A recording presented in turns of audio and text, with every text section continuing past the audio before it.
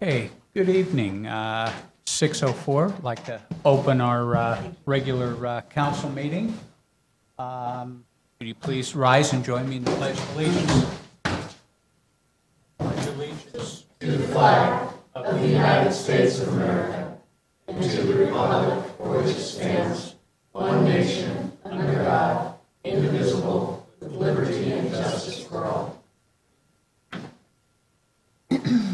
Most loving God, we ask you to come amongst us tonight as we do the business of the town of Paradise. Guide us in our decision-making,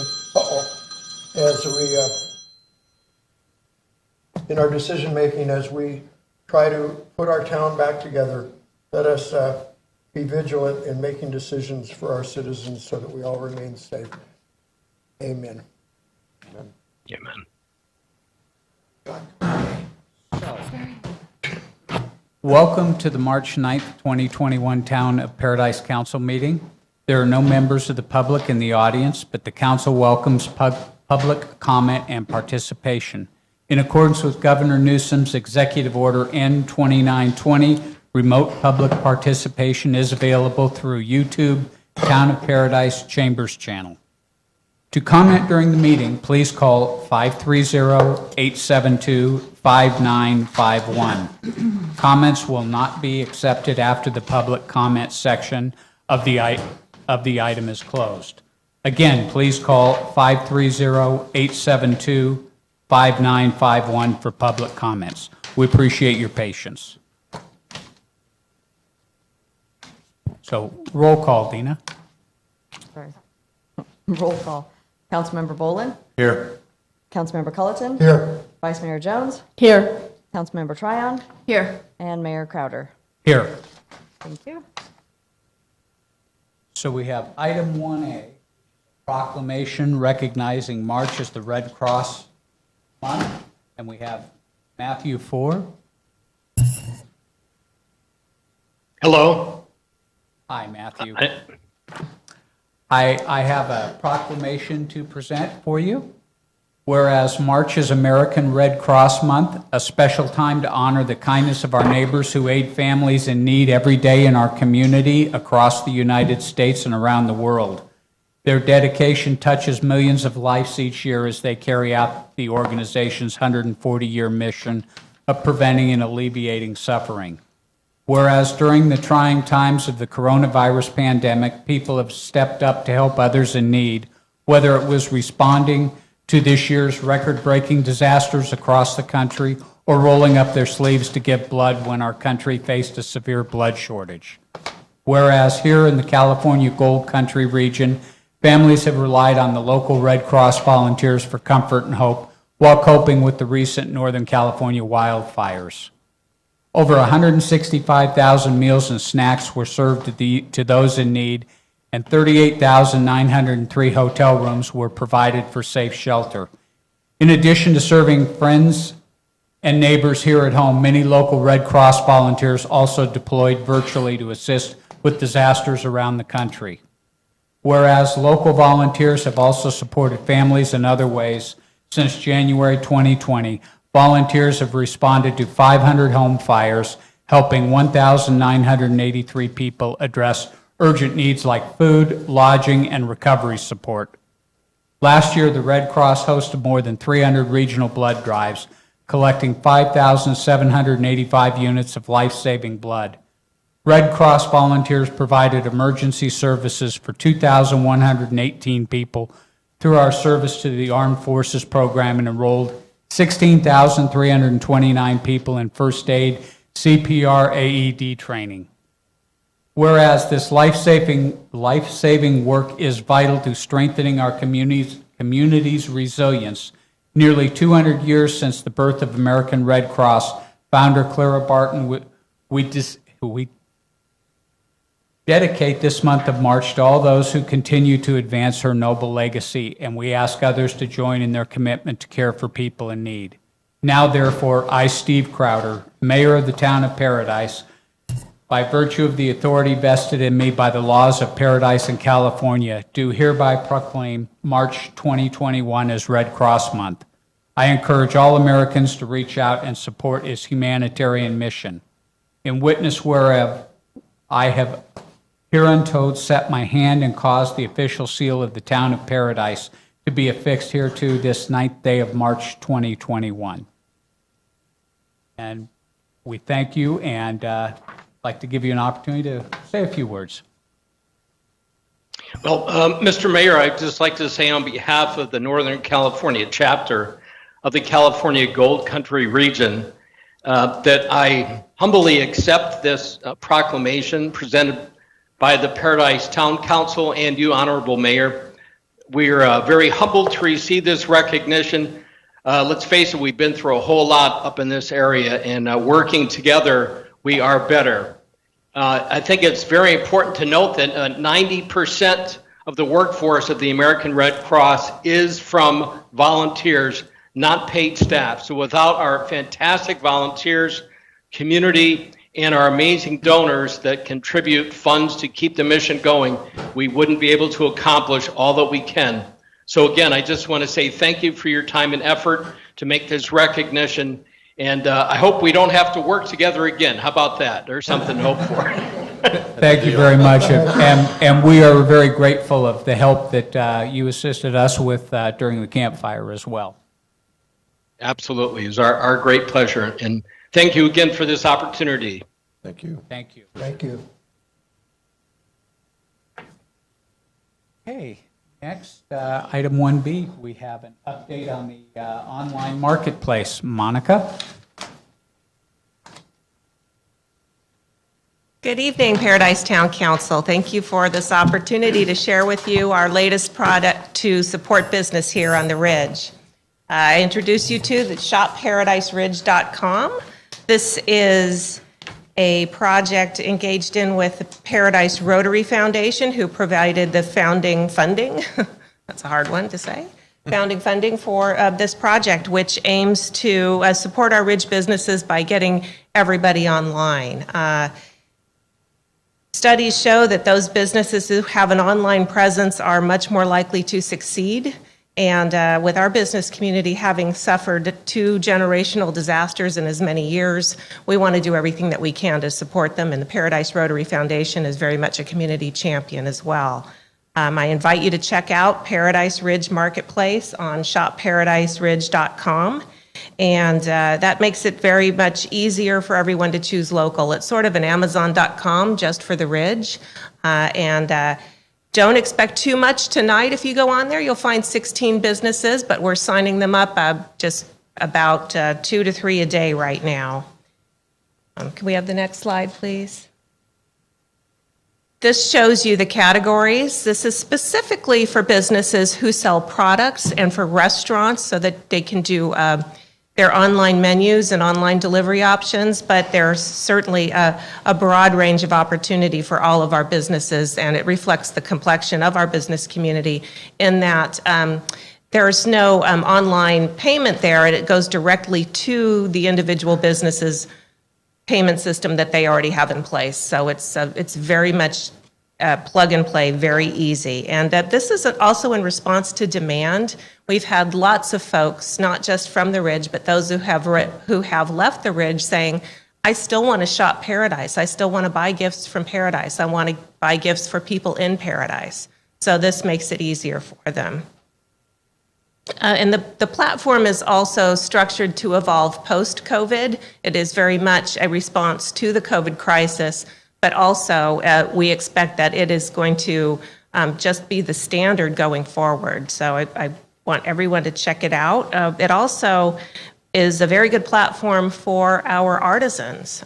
Those who have an Etsy shop, it can link directly to that. So I invite everyone to check it out. May we have the next slide, please? This will give you an idea of those folks who've already signed up. You can order tamales from Maria just by clicking right there. It goes directly to her site. You can also talk with Crafty Sue about perhaps buying some masks. I think she has quite a few for sale right now. And you can look at the offerings from a couple of our local gyms as well. Another very nice feature, next slide, please. So as I mentioned, Maria's, there's a virtual tip jar right there. So Maybe you don't want to order tamales, but you want to give Maria $5. You can do that right there. And may I have the last slide, please? This is an example of a business that sells products and is also a nonprofit organization. So again, they have the virtual tip jar that might go to their GoFundMe or whatever they might have in place for that. And that's about all I have on the marketplace. Any questions? How do This you is get to great. it? How do you get to it? You go to shopparadiseridge.com. ShopParadiseRidge.com. Yes. Very nice. I like the virtual tip jar. That's cool. Yeah. Can any chamber member Yes. sign up? Yes. Okay, It's just that there's no add-on cost at this point. great. Yeah. Good And I job. want to thank you, Monica, for all your hard work for the Ridge. I kind of know firsthand how hard and how much time you put into everything you do, and we want to say thank you. Oh, well, thank you very much, Steve. That means a lot because you've been right there with me, so much of it. And I do have one more slide, one more project to share with you. This is our brand-new visitor map that we have just produced with funding from Explore Butte County, which is our regional tourism business improvement district. And this was put together with the talents of one of our chamber members, Monkey Business Design, and the production expertise of longtime chamber member Wilson Printing. We have 40 attractions on the Ridge, so we invite visitors up to come and see what we've got up here, mostly outdoor activities there. And these are available all over the Ridge at the Chamber Office, 6161 Clark Road, number 1. And frankly, anywhere, any business that would like to distribute them, we are happy to put them there. Tourism is a big economic driver for the Ridge, and pretty much since its inception, the Chamber has taken over those services of putting out the welcome mat to the Paradise Ridge. We're proud to do so. We're proud to operate the Visitors Bureau. And I would just like to add that this was produced with input from community stakeholders, from Gold Nugget Museum, from our Board of Directors, from Paradise Parks and Rec. And it is, though, not inclusive. We always realize that we have more work to do and that our attractions are evolving. So I would ask that if you want to provide input for attractions for future editions, that you email the chamber, monica@paradisechamber.com or info@paradisechamber.com. Any questions? I have a question, Monica. I heard from a musician, a local musician, that there is a tentative date of April 5th booked for Party in the Park. Well, he's booking it by himself then because I okay. know nothing about Okay. that. Yeah. Well, check it out. Talk to Tom. Tom Baker. Okay. Heard it here first. Yeah. I think this is a great addition. And I just wanted to say that I saw a lot of criticism about it on social media because it doesn't have a lot of businesses in it. But the purpose is not to promote business. That was your last presentation. This is really for tourism and what people could do to have fun up here. Right, and thank you for the question, Jody, because it allows me the chance to perhaps dispel some of the confusion around this. One thing about that question is it shows how much our community loves this community. We're feisty up here and we fight for what we believe in. But in the past, there were two cartoon maps that depicted businesses. They were fabulous, particularly the iconic Wilson Printing map that was reproduced directly after the campfire. I think there's confusion that people were expecting that, and so they're comparing apples to oranges. This is something different, and frankly, a pictorial map does not serve our business community right now, especially when we can only undertake this project every couple of years. It's a lot of work, quite a lot of expense, and the business maps were private enterprise, so I would not like to see the chamber necessarily take that over. That was a moneymaker for local businesses, selling space on that map to their colleagues. So the chamber would be happy to support another local business undertaking that project. Thank you for clarifying that. Yeah, my pleasure. Our business community is in transition and on the move, and to put them on a map like this that is static just wouldn't work. Thank you. Thank you. Thank you. Okay.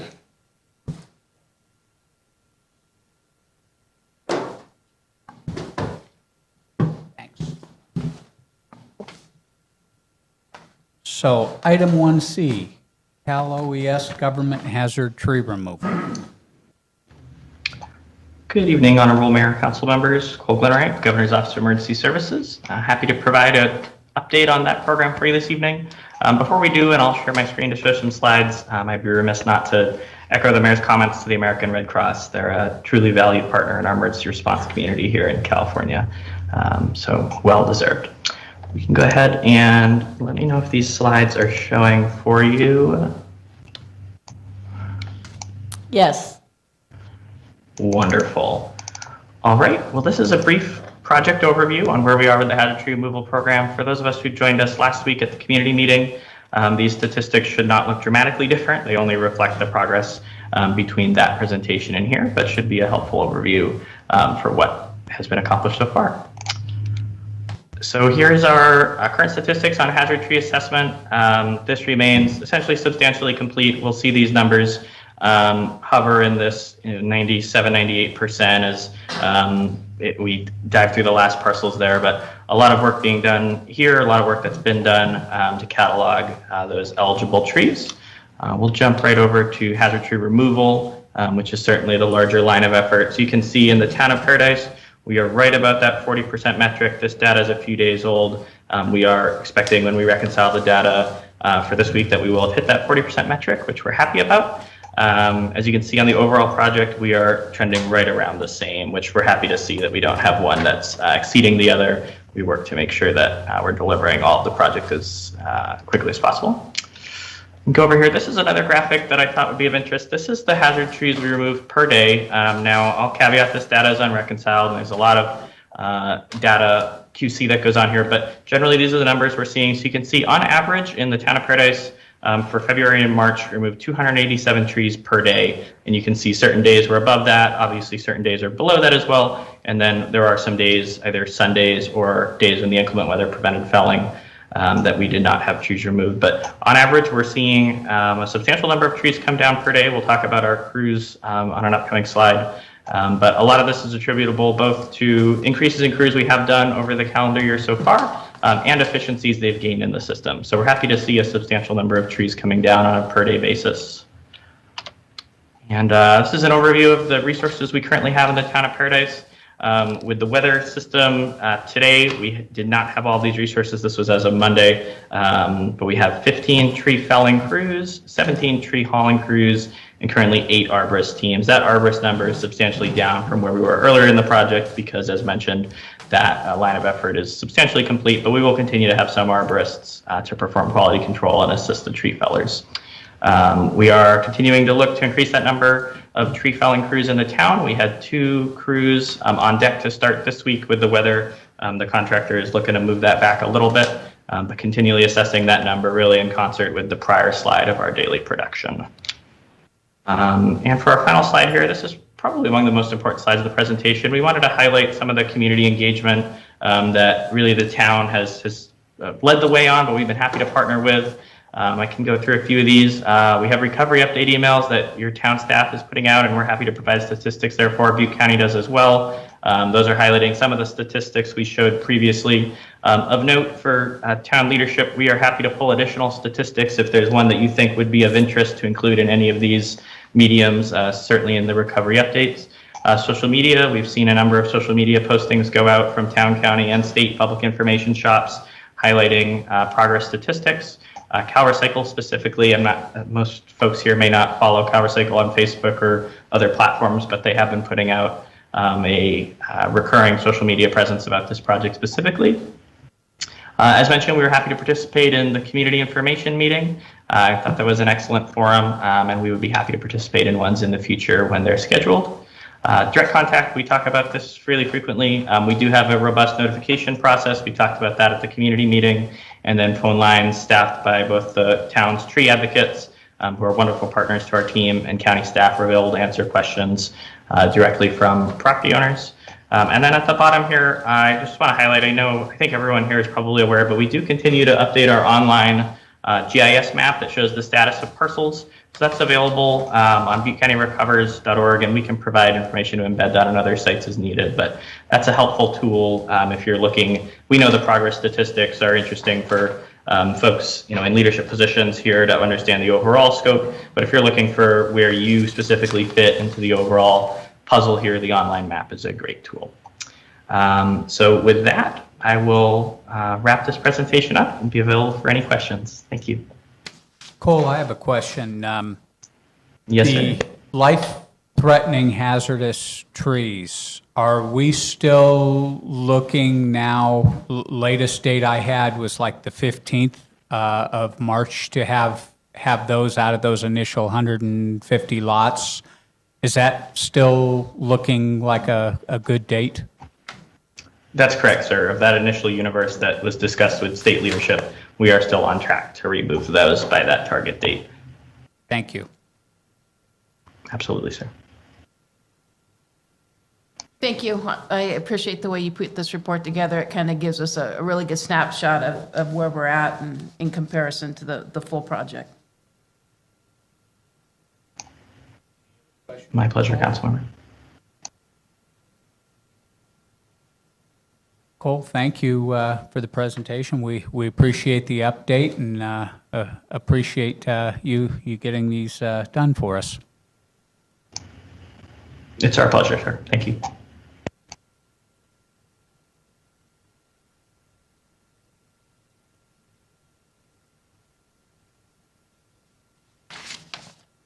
So we'll move on to Katie Simmons with an update on the private tree removal program.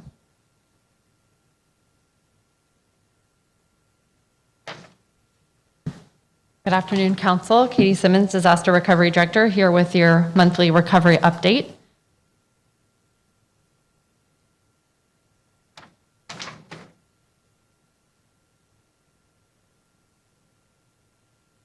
All right. This isn't advancing.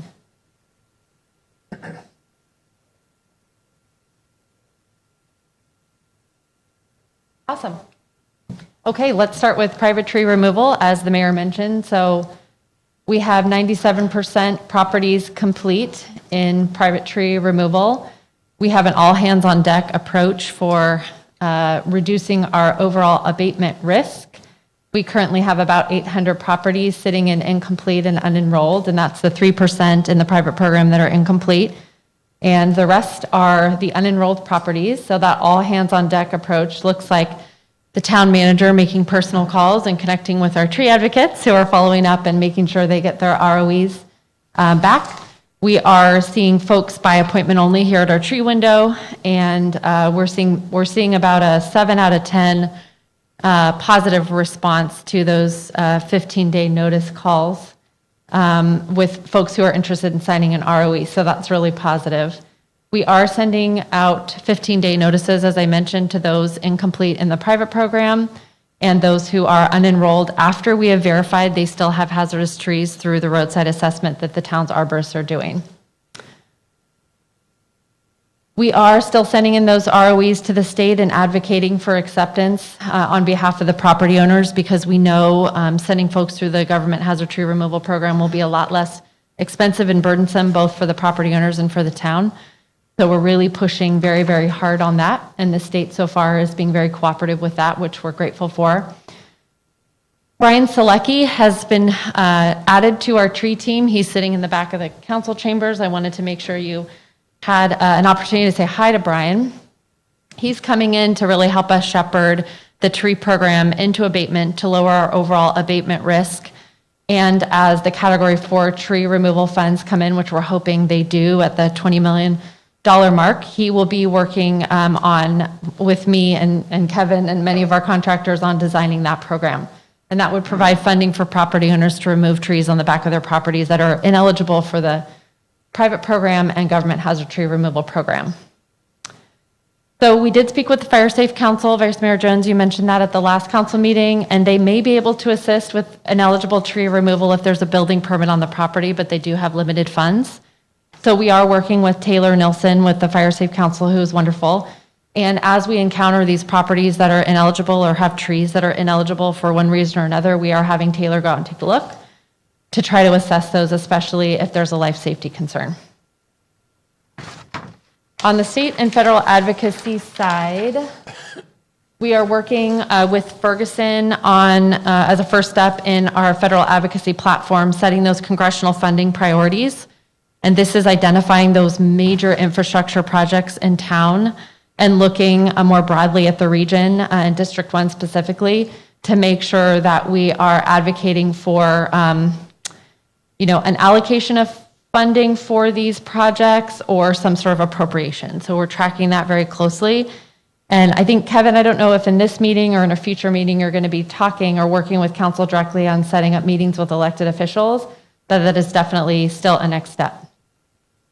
For the Board of Forestry, we did sit on a workshop recently, and I did offer the Town of Paradise staff and perhaps our elected officials to have a roundtable with the Board of Forestry on their draft regulations. And I did that really intentionally because, we did send in a comment letter, and they are moving forward fairly quickly and sort of maybe made the mistake on the call of saying, we are not getting as much local feedback as we thought we might. And so I said, well, the Town of Paradise is perfectly happy to have a conversation with you so that we can really talk through a lot of those proposed regulatory changes. And so I'm hoping they take us up on that. I did connect with them directly. They have my contact information. At the very least, we are welcome to send in another comment letter. So I have on the slide sort of the next steps for the comment period, which will start maybe by the end of March and kind of extend through June. And then we'll see, I'll follow up with them and we'll see if we can get an audience with them to talk about how these changes might impact those who are going through the rebuild and recovery process in Paradise. We did meet with a state lobbyist and reviewed our priorities. That was a great opportunity to kind of talk through some of the relationships that state lobbyists had and how they might benefit the town. Looking at sort of establishing a state advocacy platform, which would mirror largely our federal advocacy platform to make sure that we're talking to our elected officials really with the unified voice and with really established priorities, obviously focusing on infrastructure projects and financing specifically, and we talked about economic development. I had an opportunity today to speak with Ferguson, and so I'm actually going to refer to my notes. On the Coronavirus Local Fiscal Recovery Fund, the unofficial direct allocations came out yesterday on March 8th. Ferguson reports the Town of Paradise appears twice on the list. One at a $4.2 million Metro City allocation based on fiscal year 20 HUD figures, and also for $800,000 as a non-county community based upon 2019 census numbers. So obviously the census will drop that allocation. So they're estimating we could receive one or both of those, but suggested we prepare for the $800,000. However, there are some opportunities. Well, I just want to mention official numbers will come from the Treasury when the law is passed, and funding amounts will depend on which numbers they base that allocation on. So we'll track that really closely. They do believe, because the census numbers impact the Town of Paradise really uniquely because of the campfire, that it might be challenging to request an exception. However, they are already in touch with Congressman LaMalfa's office and other contacts on the Hill to make sure that they're advocating for the town's particular needs when it comes to an allocation of funding. And so we'll keep you posted on that. And just to specify, these funds are meant to backfill expenses or loss of revenue due to COVID. And we know, of course, the town has certainly had some expenses related to COVID. Okay. Just a quick update on recovery projects. We do have an RFP out for reseeding plan, and that is due this Thursday, and we're putting together a panel to review those responses to that RFP. We are designing the ignition-resistant residential improvement program for home hardening, so that's really a multi-department effort within the town, and we're really excited that we're developing a program that doesn't exist anywhere else, but will probably be modeled after. We're in touch with local contractors just to understand how much some of these home hardening expenses might be so we can kind of set appropriate expectations for funding. This is a 75-25 program through hazard mitigation, and so this would be an opportunity for, through grant funds, to provide 75% of funding for residents, who would then match at the 25%. Broadband feasibility study is done. We're going to hear that tonight. Early warning system construction funds are applied for and pending. Generators for fire station and animal control applied for and pending. And we're waiting for results on the additional hazard mitigation projects. We have our first coordinating call with our recovery agencies tomorrow. Well, I shouldn't say first, but it's first in a while. And so we're going to be getting information from probably Cal OES on how those hazard mitigation projects are tracking. And we are having lots of conversations about making sure we can utilize a lot of the environmental work that's already been done on trees specifically for Category 4 and other programs under hazard mitigation that do require that environmental component. So we're looking for efficiencies there. On local and emergency, regional emergency management, we met with Chico about evacuation mapping and traffic flow plans. We did follow up with a memo requesting from their city manager access to their plans at minimum. The county did restart their regional evacuation planning meetings, which is a real win. I understand these meetings have not been happening for a while, and so really it's with the town's advocacy and effort kind of helping to spur those back into action, and the county does facilitate those. They've also restarted their alert and warning group meetings, and these are really critical to make sure we have all of our communications plans lined up. I think we're personally really excited to see these meetings occurring before the next fire season. Our EOC is fully set up to operate virtually, and we have operated virtually now twice. So we feel that even though we continue to move through the tiers, we are ready to jump into action should that be required. I did send an email to the council about the town hardening our facilities and IT. So happy to answer any questions about that, but that's an ongoing effort. We hosted, as you recall, an EOC and PIO training, and we're drafting an RFP for EOP updates for the per the corrective action plan. The county is also going through that process, and we're looking for funding for that plan. And that concludes my recovery update. Are there any questions? Yeah, I have a question. Also, I want to say that I find it really difficult to understand a lot of what's said at the microphone when people are masked. I understand people have a right to wear a mask, and also had complaints from some people that watch it on YouTube and stuff, that when people speak at the podium and they're with their mask on, it's very difficult for people at home. But my question was about designing ignition-resistant residential improvement program for home hardening. And what was that all about? I mean, I understand what that means, but Yeah. You said something else about, what is there?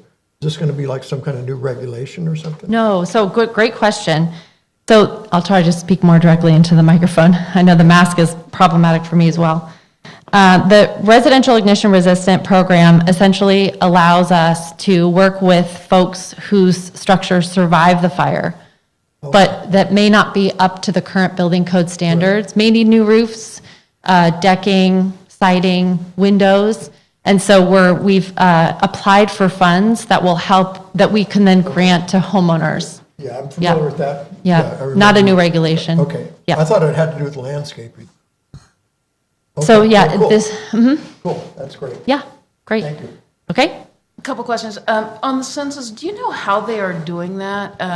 Because during the census, a lot of our residents were scattered. Do you have any indication how they're going to report Paradise? You know, that's a great question. I don't know that we have approximate figures yet, but we know that it is going to be based on actual population. And so we are anticipating that it will be obviously much lower than it was pre-fire. Do you have any other information on that? I don't think that's Okay, so just repeating into the microphone, they did not ask intent to relocate? And then a lot of that too was a lot of our residents probably didn't even get the census, which is somewhat unfortunate. So That's I just don't know how they're going to, because this is also a redistricting year. So I'm just sort of curious as to how they're going to figure that. I think it's fair to say that we're anticipating a significant drop. We haven't heard any estimates but we are watching that impact on, obviously, several revenue streams and other impacts. Is there any way that you can contact anybody from the census and try Sure. to say, look, this is about what we think approximately we are? Because my concern is that the numbers could be lower than what is actually here. Lower than they already are? Yeah. Yeah, okay, I will. That's a better way of putting it, lower than they already are. They already, so I will be happy to ask a couple of questions and see what we can find out for sure. That'd be great, because Yeah. I think it would be worth it for us to try to put some input into that Yeah. before those numbers are published. Okay, 'Cause I'm not sure. We have a lot that rides on that. And then I Rose. just have. Yeah, Sorry. Go ahead and finish. And I just have one other thing. I was actually on the call for the Board of Forestry Mm-hmm. on February 24th. That was enlightening. Mm-hmm. They were pretty dismissive of fire victims until they realized how many of us were on the call. Mm. And I couldn't speak on the call. The only thing I could do is just type in Yeah. comments and questions. yeah, Then at one point, they finally did back up and go, oh, we didn't mean to be insensitive. We didn't Yeah. realize you guys were on the call. It was quite interesting. we were really well represented on the call. I know Susan Hartman, Tony Lindsay, myself, and you were on the call, so. Good. I know we were all there, and, kind of chatting amongst ourselves too, trying to interpret what we were hearing. But hopefully, the town of Paradise has a great case to make on a lot of issues, and so hopefully they'll take us up on the offer to talk about that. And it was kind of good too that other communities that had been burnt were also on that call. So I think it sort of got them to back up just a little bit, go, wait, there's a lot more people here paying attention Yeah. than what we realized. At least that was what I got from it. I don't know what you guys all got from it, but their apologies afterwards, even via email, were interesting. So I didn't receive those, but I trust that they were sent. that was Yeah, good. so Okay, I was just going to say that at the time the census was going on, and even before they started it, the issues that you raised, Rose, were raised by the council at the time, and were not received well by the Census Bureau at all. We got nothing we asked for, and we pushed pretty hard. I appreciate you providing that additional context. I would expect that would be the same results should we press on them now, but I think asking questions is something we'd be happy to do, so thank you for that. And I think also if we engage input from our U.S. representatives, that would help, because they are more inclined to respond to the representatives than they are to private citizens sometimes. Well, and I think the good news is that I think everybody sort of universally understands the impact the census figures will have on the town. And so we have organizations like League of California Cities reaching out. And so I think people are kind of watching that. But I appreciate what Vice Mayor Jones said in terms of we might have a limited influential, option to really influence the outcome. But asking questions makes a lot of sense, so we're prepared.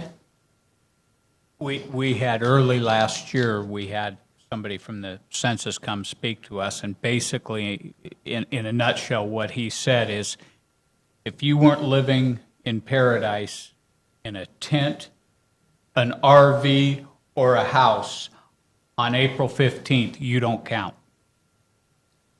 So I can tell you personally, I was living in an RV and I never got a census. So, You don't count. yeah. In more ways than one. That's not true. That's good But I information. just think it would be worth it just to try to push it, and maybe we need to call our US reps to have them help push that. I think the good news is, if I can focus on that, Ferguson understands the impact this might have even on our COVID allocation. And so they're already looking at other strategies to help us potentially receive an indirect allocation from the state, for example, especially earmarked for some of our projects. So they're already looking strategically at how we might be able to make up that lack of funding if it is census-based. So normally they go door to door. They didn't come door to door for No. you? No. That's interesting.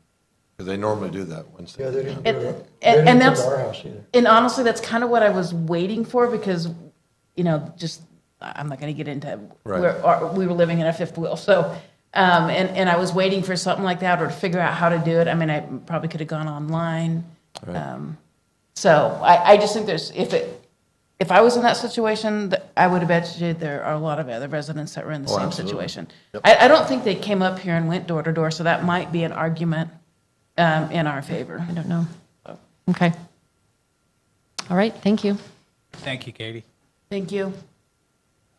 Mark Maddox on the Transportation Master Plan Sewer Update. All right, good evening, council. I'll go ahead and take off my mask for today. Thank you. Okay, well, fully vaccinated now, so I'm feeling a little bit more comfortable with presentations getting up here. Okay, so a couple of updates. Transportation Master Plan. This is a EDA-funded grant which aims to respond to our community long-term recovery plan for transportation-related tasks. This includes evacuation routes, interconnected path system, missing road segments, undergrounding of utilities, walkable downtown, planning and zoning, and broader economic development strategies related to transportation. When it comes to progress updates that I'd like to share with you tonight, we've been collaborating with our consultant teams and for communications, engineering, and public outreach, analyzing existing transportation policies, networks, evacuation plans to inform future recommendations, identification of near-term improvements for roadway striping and incorporation into paving projects. What that means right now is as we're working on design of the town-wide repaving and rehabilitation for our FEMA claim and our FHWA claims for road rehab for the fire damages, we're also using that opportunity to make sure we're implementing the safest striping technologies or countermeasures or layouts, consistency, making sure that when these road projects do come through for paving, that we stripe it back in as safe as possible with wider stripes and new methods that improve safety for crosswalks and intersections. So that's really exciting, as well as an inventory along major roadways of remaining boundary markers defining private property lines. As far as next steps, we're again in the initial kind of behind the scenes part, data gathering, and a lot of groundwork going on, but we will start seeing some of those deliverables I've been alluding to. In the future, late March, we'll see existing conditions review and mapping, early April striping recommendations and standard details for paving, late April existing conditions for town traffic analysis, and then in May and June, again, looking at those preliminary recommendations for daily traffic and evacuation traffic. Part of the work does include a total revise of our internal and external evacuation planning and mapping. Again, that may not be a complete redo. We're going to build on what we have and make it better with lessons learned corresponding with the corrective action plan that our disaster recovery director was just speaking about. So with that, I'll go ahead and move on to the campfire recovery update for the Paradise Sewer Project. Again, this project is a broad objective to provide a permanent wastewater solution for collection and treatment of the sewer service area. This includes properties along Skyway, Clark, and Pearson primarily. We are initiating the environmental review, both CEQA and NEPA, that's state and federal environmental review for potential connection to the City of Chico's water pollution control plant. The project funding is secured through completion through the completion of the EIR via grants, and we are seeking support through future grants and legislation for design, right-of-way, and construction. So progress report for the sewer project. HDR Engineering has begun work on the environmental documentation. This is mostly drafting project and alternative descriptions in addition to preparing a public involvement plan. We've updated paradisesewer.com with all of the latest information as well. We've completed a cycle of reviews between the Town of Paradise and City of Chico on the cooperative work agreement, which will be used for the City of Chico to undertake a defined scope of work to study our project and ensure their facilities are compatible and any needs or upgrades that they might have as a result of our project. We initiated our sewer regionalization project advisory committee. Unfortunately, that first meeting was yesterday, but we had to cancel it due to some technical difficulties experienced by the State Water Board, who is facilitating that committee. Again, it's comprised of our mayors and vice mayors between the town and the city. We have rescheduled this meeting tentatively for April 12th. With that, I'd be glad to answer any questions on either of those projects or infrastructure in general. When do you anticipate the first public input into the transportation management master plan? Yeah, so we are finalizing the public kind of engagement map of what that's going to look like over the next couple of months. I would say April should be a good opportunity to engage in some way, whether it be virtual or we have some sort of town hall kind of virtual meeting, but that's still up in the air. And as we get through this kind of data collection side of the house, we will begin that public outreach side as well. I'm glad to hear that. I Yes. think it's actually the most important part of this whole process. We really need buy-in from the community for what we're proposing, and they need to feel like they're a part of it. 100%. Yep. I have a quick question for you on the Transportation Master Plan. At one point, we had talked just real briefly about setting survey markers throughout town that people could set to. Yes. Will that be handled underneath this? Yes, it will. That work is ongoing. Our surveyors are actually in the field a lot over the last couple of weeks, and they will continue to be out there in the field as well over the next month or so. Again, they're doing a lot of verification of existing monuments, identifying ones that might be missing, and identifying opportunities to set new ones moving forward, whether it be in advance of paving projects or with paving projects in the future. But again, the broader effort is to improve boundaries and monumentation for the town and making it easier for those to rebuild and tie into a known horizontal and vertical survey network data. Perfect. Thank you. You're welcome. Anything else? All right. So Mark, on the evacuation plans, you're going to be taking whatever we had and updating it, making it better? Yes. Stuff. And then I noticed in Katie's thing, there's been some cooperation with the county and the city of Chico as far as, because that's one of the bottlenecks, is once you get out of town on a mass evacuation. Yep. What do you do at Bruce Road? What do you do at 99? But just internally, I know from 08 fire, the campfire is completely different, but like where we have, when we would turn people at Black Olive, direct them for whatever reason, traffic or fire or whatever, and then we never had anybody posted at Foster and Black Olive where we have stop signs. And I'm hoping with the new signal that maybe we'll turn those stop signs around.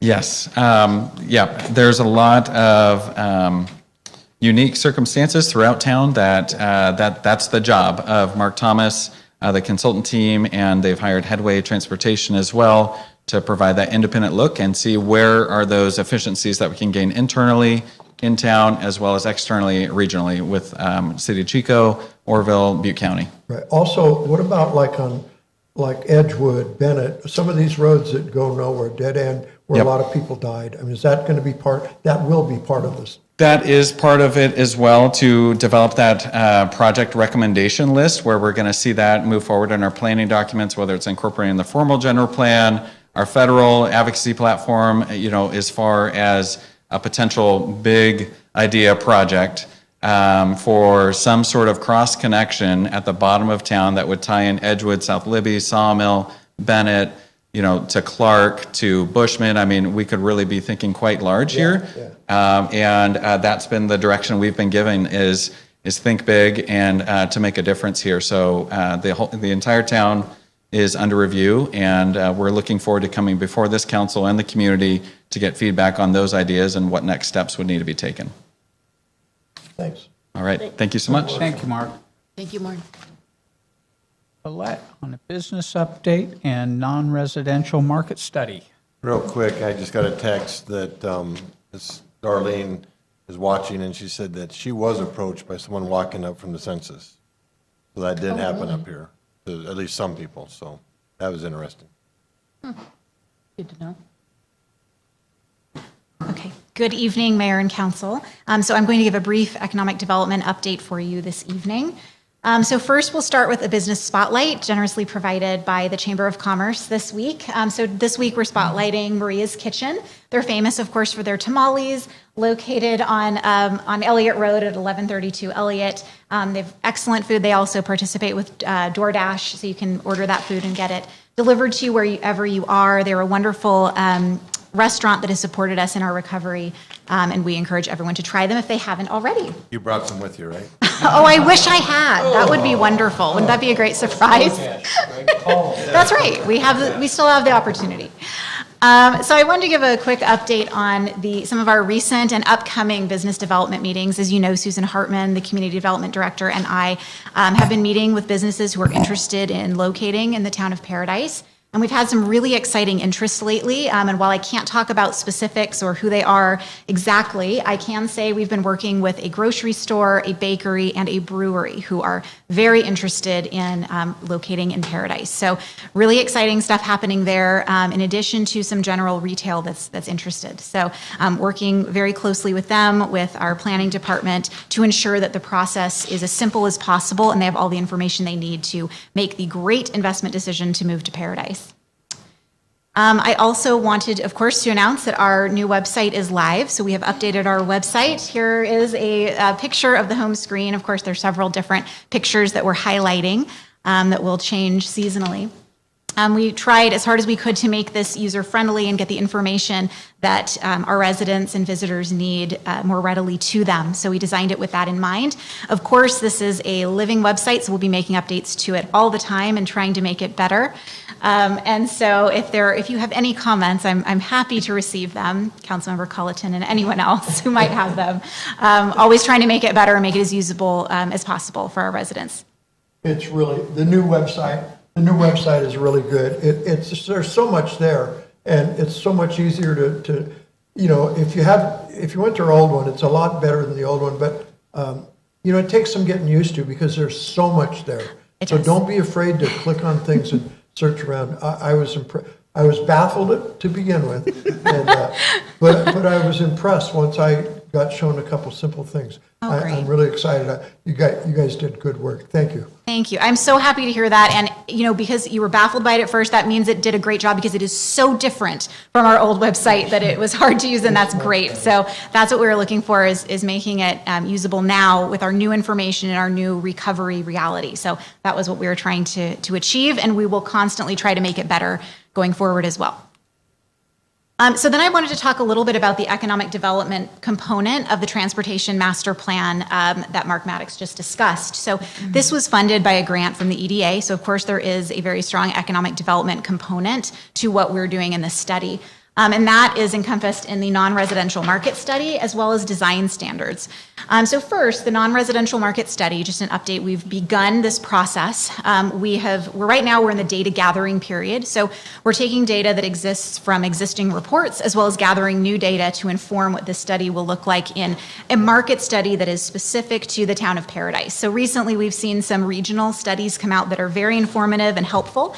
And this study will will jump off from where those studies left off and really take a deep dive into Paradise and what's going on here in our economic development landscape. So I'm really excited about that and some of the tools that will be developed using this information. And these are some tools that we've talked about before during council meetings, like the development opportunity site map, some economic development one-sheets that we can use for business attraction. There's a lot of information that will come from this study that we can use really day to day in the economic development recovery of the town. So very excited about that. And we will expect a draft report of this non-residential market study around June of 2021, so not too far away. And then we also, through this process, are going to look at the design standards in town. As you know, we have existing design standards. They were formulated quite a while ago, and so they could use a little updating, a little refresh. So we're going to use this opportunity to look at those and see how they could best be applied in our current surroundings. We also, through this process, will look at potential funding mechanisms to help assist people who want to rebuild or bring their buildings to these new standards to have some financial assistance. So we're looking at some different grant options and some funding sources that we can work with to help achieve this in an affordable way. And so we expect a draft report of this through the Transportation Master Plan by August of 2021. Let me ask, who's going to, is this, in the old design standards we had a committee of 25 people, actually, way too big. But so is there going to be, are we going to have community input in developing these standards, or is it simply going to be a staff-generated thing? So that's a great question. So we're starting with this kind of outside look at looking at our current design standards and kind of updating them to current standards. From that point, you will have the option as council to look at those and decide where to go from there, whether you want to have a committee, whether you want to have more research done, whether you want to change that in any way. So this is really the starting point for this discussion. And at that time, when that draft is prepared, we can decide how to move forward. But we absolutely would expect community input. Yeah, I just feel like, maybe the business community, the people that are going to be affected by this, maybe should be a part of it, even from the inception, even in this beginning thing, if nothing else, with the new technology and what COVID has taught us, to where they could participate in some way. I mean, at least be informed as it's developed, either through the chamber or somebody. But it just seems like I don't want to wait till the end to involve the community. I'd rather get them involved as we move forward, because we developed a plan 2 years ago when there was only a few people in town, most of whom don't live here anymore, and we're holding to that plan. And I think we got a whole bunch of people that are back here now, and maybe we want to be a part of our town and the development of our town. That's my suggestion. Understood. Thank you. Thank you. The toughest part of that is getting the word out when people are designing Yes. their buildings to bring to the town that they knew about this at a time. Right. Absolutely. That's going to be our biggest hurdle. Yes. So there would be definitely an education and communication component of this. If, at some point these are adopted by council, there would be a big push for that. In addition to the business development meetings that we hold with businesses, this would be a discussion point at those. Because to Greg's point, if somebody were to come in and develop commercial property downtown now, they would be held to whatever standards currently exist. And so then if in 6 months or 8 months or something, we did the same thing with the emergency ordinance. We had a set of rules that here's what you had to adhere to. And then a couple of 3 months into it, let's change the rules. So you don't want somebody to invest $250,000 or $500,000 in building a commercial building and then say, oh, oops, it's the wrong color. I mean, to Greg's point, we got to if they're going to come in and spend their money here, let them be a part of the decision making. Yes, good point. Those are all things that can be, in the application of this, those are all things that can be considered. Absolutely. Any other questions? That's the end of my presentation tonight. You're doing a great job, Colette. Thank you, Councilmember Colleton. Thank you very much. Thank you, Colette. Thanks, Colette. Item 2, consent calendar. Dina, any cards?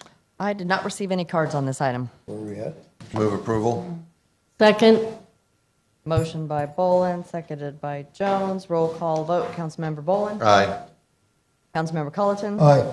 Vice Mayor Jones. Aye. Councilmember Tryon. Aye. And Mayor Crowder. Aye. Item 3, we have nothing removed from consent. Item 4, public comment. Public communication. I do have an item that was emailed in from John Stonebreaker, and he says, "Your neighbors in Magalia commend the town government for striving to make things better on this ridge for current and future residents. We welcome the infrastructure improvements that will attract builders and businesses to Paradise and restore the quality of life we have missed since the campfire. Since the 2020 fires, the county's focus has shifted away from our ridge. County staff plan to prioritize CDBG-DR multifamily projects within the burn scar, inside and outside the town, and the supervisors shot down that idea. Opposition from certain Chica residents may forestall or scuttle the sewer regionalization project we need for more intensive development up here. Meanwhile, state actions like Senate Bill 55 and the Board of Forestry's proposed fire-safe regulations threaten our mutual recovery and our neighbors to the east as well. The Upper Ridge Community Council, which the supervisors recognized as a representative body last September, wants to do what we can to assist the town's laudable efforts to make this ridge stronger than before. Please let us know how we can work with you here locally and be better allies and advocates at other levels of government." John Stonebreaker, Upper Ridge Community Council, Magalia, California. Thank you. Good for Okay, item 5, public hearings. Staff report?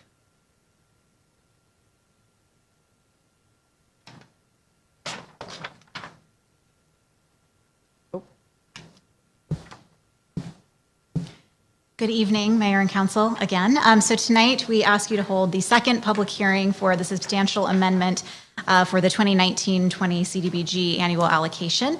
This is due to the second tranche of funding that the town received for COVID-related impacts from HUD. So again, these funds are specific for COVID impacts. So we are working with some technical assistance that we received to put together a program for businesses to receive grants to help them with COVID impacts. That's what this funding would potentially be used for. That program will come back before you once it is drawn up in its entirety. But for right now, just to accept these funds, we need to amend our annual plan for 2019-20 because these funds were not initially included. So this is the second public hearing for that process. And if there's any questions, I'm happy to answer them. I have a question. When do you anticipate actually giving out money to businesses? That is a great question. So the way this process works is we have to go through this public input process for the amendment because it's such a large amount compared to our annual allocation. Once we've done that, we submit that amendment to HUD. HUD has to accept it. That process normally takes about a month. During this time, we are putting together the program that will satisfy HUD's requirements for businesses to be able to receive the grants. HUD then has to accept our program. Once they accept our program, we have to draw up a new grant agreement. HUD signs it, we sign it, and then we can begin the program. So I would anticipate... Summer at the earliest. Yes, I would anticipate probably August at the earliest. Oh. Yeah, it's a process, unfortunately. And those businesses are hurting right now. I know. I wish there was a way to make HUD hurry. I know. Wait a minute, it's government, right? I know. Yes, so... It doesn't hurry, there's no hurry. Is this the money we used to give away to different groups that apply for it? It's similar to that. So the CDBG annual allocation, that is the money that, that was that money. Yeah, so that's what we get every year. And we have in the past allowed groups to apply for a portion of that funding as grants. This is Different. This is related to that funding, and they have allocated additional money to cities who receive that annual allocation specific to COVID-related impacts for their community. So that's what this is for. Cool. Yeah. Are there any other questions? And so we just ask that you open the public hearing for any public comment on this. And then the second part of that is just to allow staff to submit the substantial amendment with any comments that are received to HUD. Thank you. Thanks. Any public? I did not receive any public comments via email, and we have not received any requests for phone calls You need to as of open this them. time. We need to open it. And we need to open the public hearing. Okay. Need to open the public comment.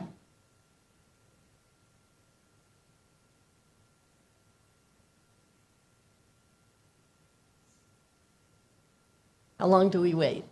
30 seconds. Phones are ringing off the hook.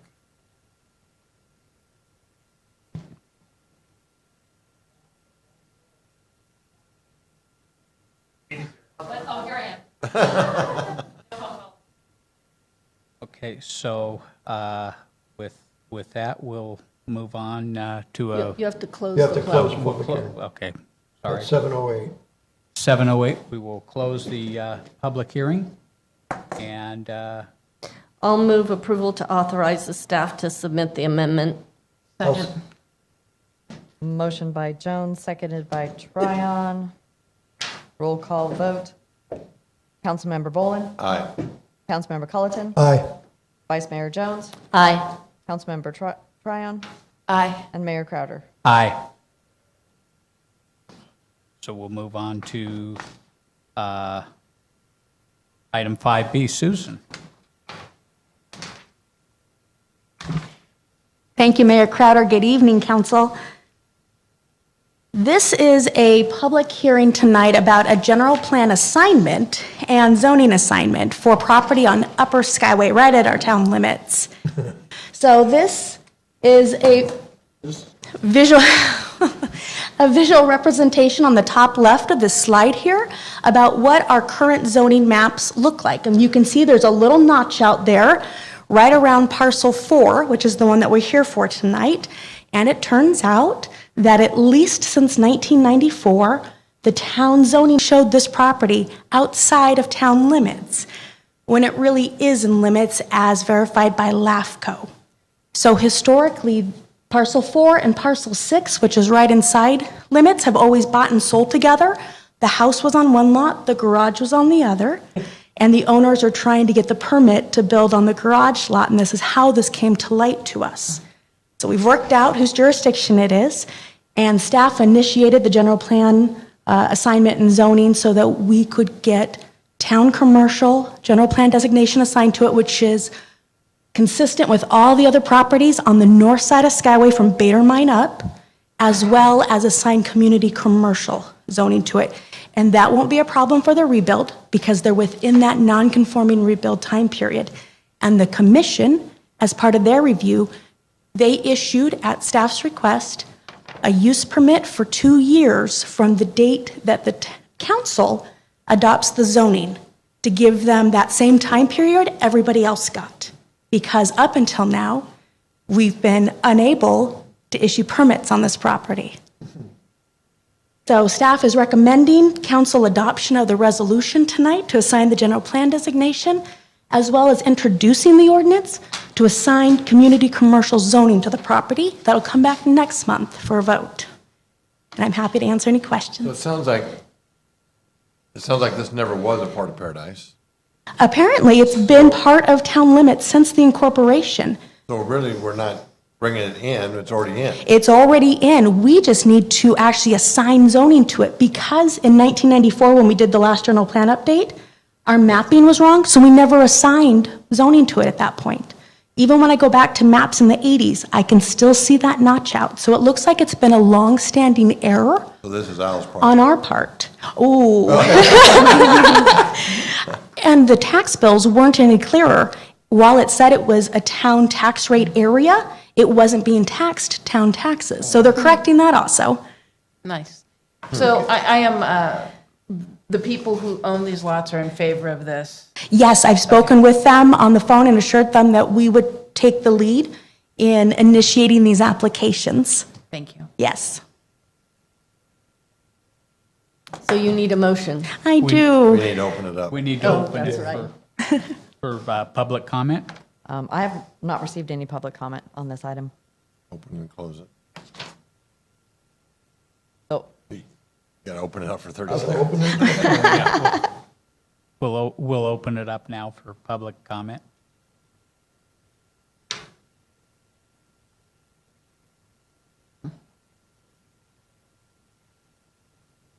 Need some Jeopardy music. There you go. So when are we going to have people allowed in again? Tomorrow. I mean, for meetings? Oh, that I don't know yet. Okay. So we'll go ahead and close the public hearing now and Oh, any really? discussion. I feel really bad for the people who own the lot and have been through all of this bureaucratic nightmare, and I'll move the staff recommendation. Thank you. Second. motion by Jones, seconded by Crowder. So I'm going to go ahead and read this so that everything is clear and that we're, It was seconded by Councilman Culleton. Culleton, sorry. Yeah, we're both named Steve. Pardon? And both Steve C. Concur with the planning director's determination that Thanks, the Rose. project application is exempt from the requirements of the California Environmental Quality Act pursuant to CEQA guidelines, section 15601, and concur with the project recommended general plan land use, map amendment, and rezone action adopted by the Planning Commission on February 16th, 2021, and set forth within Planning Commission Resolution Number 21-01, and adopt Town of Paradise Resolution Number 21-11, a resolution of the Town Council of the Town of Paradise amending the land use map of the 1994 Paradise General Plan, and 4, waive the first reading of Town Ordinance Number 605 and read by title only, and introduce Town of Paradise Ordinance Number 605, an ordinance rezoning certain real property from unclassified to a CC Community Commercial Zone pursuant to Paradise Municipal Code Section 17.45.500. That Okay. clarified it for me. Thank you.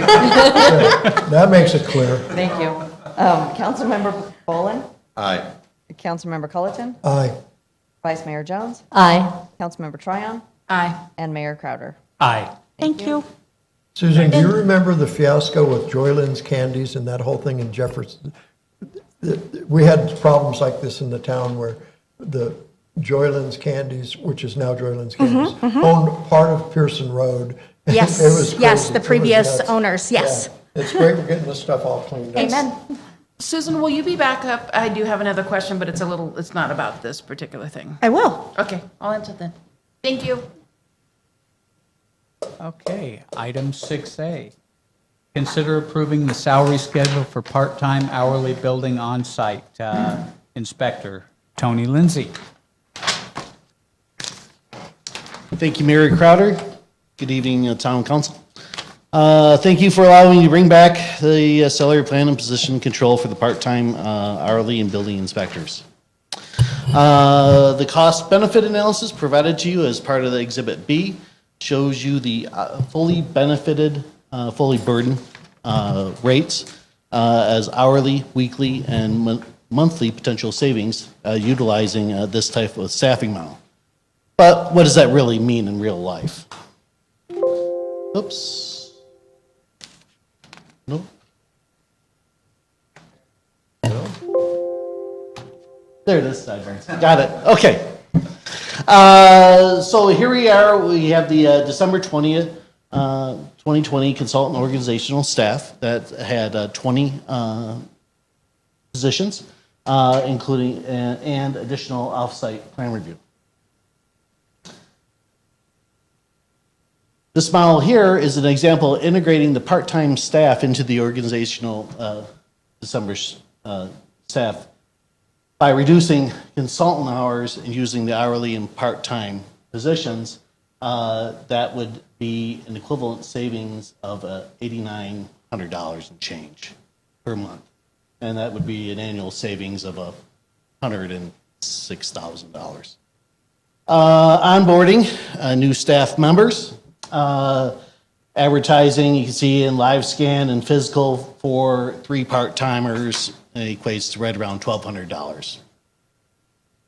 Including, the next example here is integrating the part-time with the allocated full-time positions.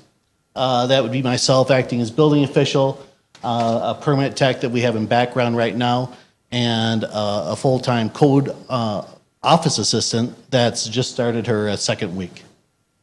Also maintaining with the part-timers, you can see a further reduction of the monthly charge would be $226,000, which really equates to a $31,000 reduction per month, with an annual savings using this month repeatedly of $372,000.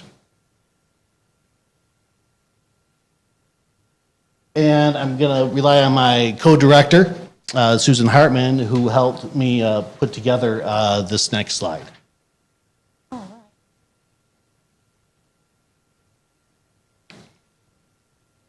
Okay, so what's being shared with you right here are the cost trackings that we've been doing as staff for this last calendar year.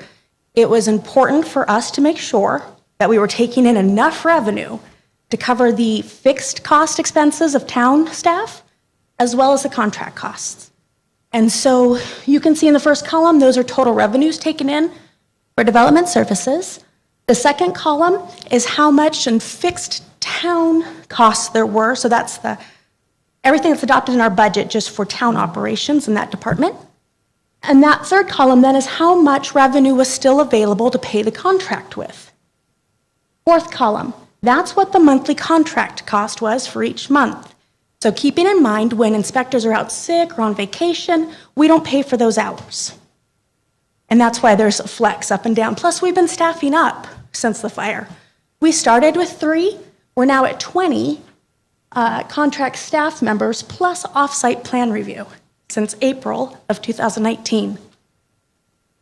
The next column is about the difference between total revenues plus all of our expenses so far.